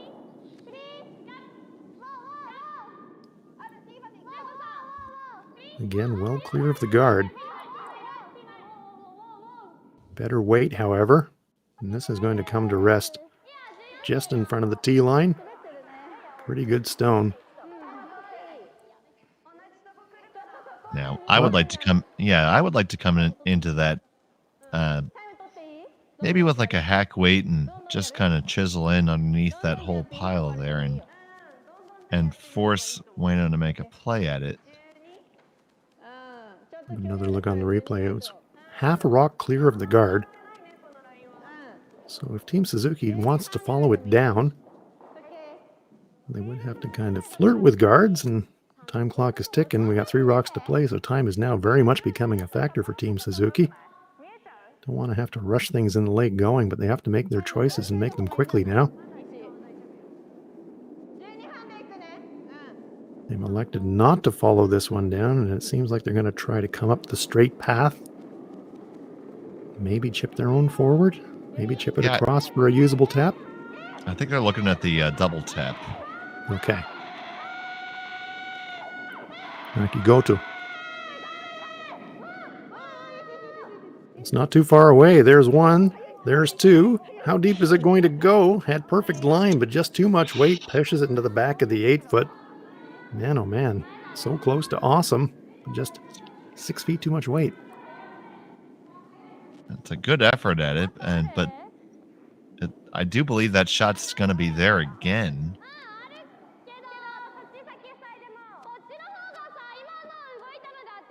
So now they put in something in Ueno's thought that now that there's 2 shots they have to worry about. So what are you worried about more?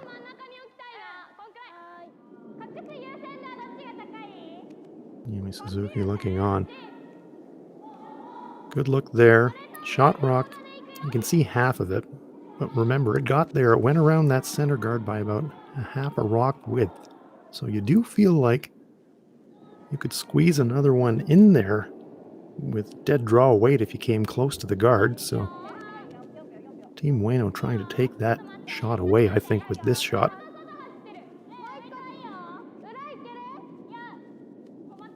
It's certainly the path that I would be most worried about if I were them.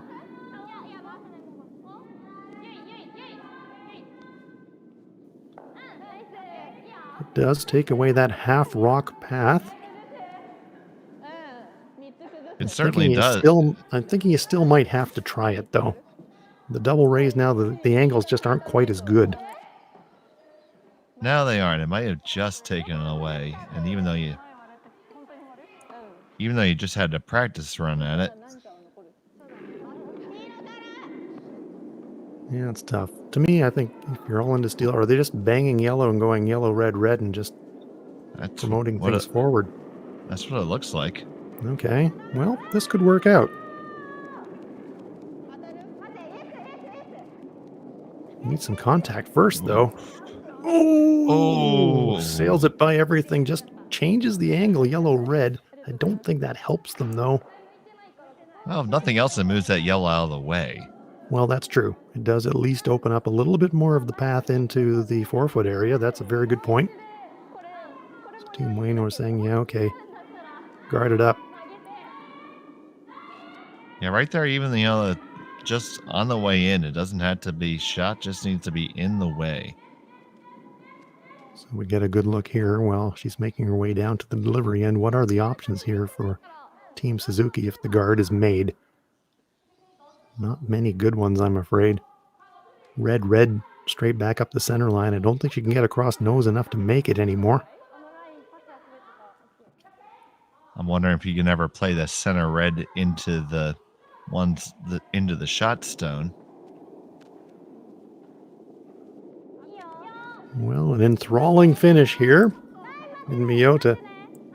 Deadlocked, and this one's going to go down to the wire. Crucial shot here for Ueno.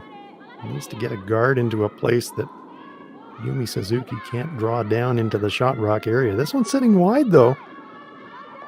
Maybe leaving a path. How much is it going to finish? I think it's still there. Yumi Suzuki's got a port now. She can draw down to the shot rock and get inside it, I think.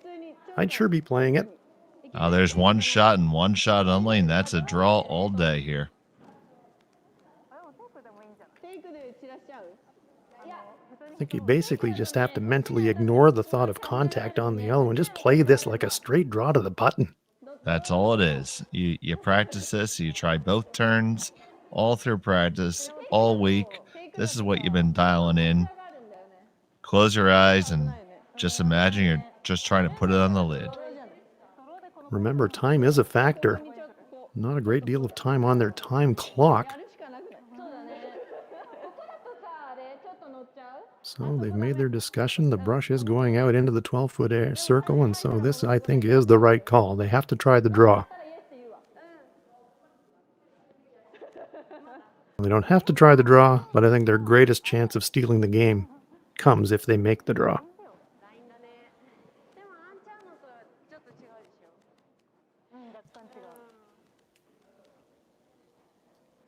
To make, she's going to have to come very close to those two guards that are protecting the shot rock. And that's the gamble that they have to take in this situation. They must steal to win the game. Absolutely. It's all about whether they chose the right broom and executing the shot. They took their time out, so they had plenty of time to throw it. So deep breath, settle yourself, and here we go. Yumi Suzuki trying to thread the needle around the guards and get into that 4-foot area to try and set up a potential steal to win the game.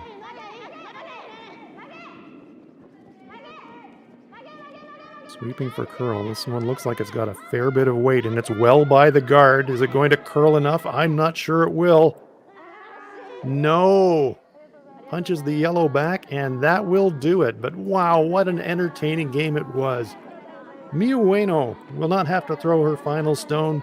Team Ueno scores 1 to clinch the victory, and they will advance into the semifinals. Congratulations to Team Ueno, but congratulations as well to Team Suzuki. What a comeback and what a fight they had. What an entertaining 8th end that was, and a fantastic, fantastic game in Miyota. Dave, any final thoughts? That was a barn burner. Oh, absolutely. I mean, you saw both of the teams having an interesting chance there in the end, and it was there. The opportunity was there for Suzuki to apply the pressure. Just couldn't come up with that draw there in the end, but a great effort by both squads, and best of luck for them going forward. So confirmation, it was a score of 2 in the end, so a final score, Team Ueno 6, Team Suzuki 4. For Dave Schmel, I'm Hans Frauenthal. Thank you very much. One more draw to come today from Miyota on New Year's Eve. Thank you for joining us. Join us again later tonight for the final draw today from Miyota.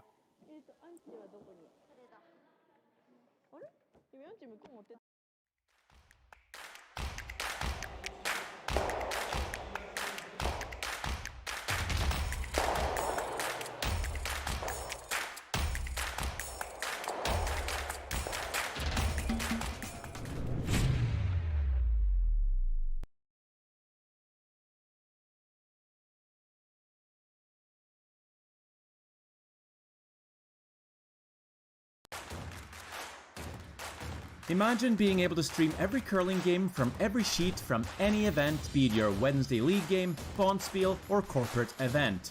Curling Stadium offers an all-inclusive streaming solution featuring high-quality cameras, ease of use, great reliability, and minimal installation. Offering your sponsors customizable ad space on your streamed curling games and being able to sell video packages to your corporate events for increased revenue. With Curling Stadium, you can stream to any device, be it your mobile phone, tablet, or computer. Push the feed to your desired platform, be it Facebook, YouTube, or any other social media. Curling Stadium is simply the way forward. Where it's commonplace in other sports to televise every game, we want to do the same. Curling is a global sport, and it's time it gets the coverage it needs. Make your curling club the next Curling Stadium.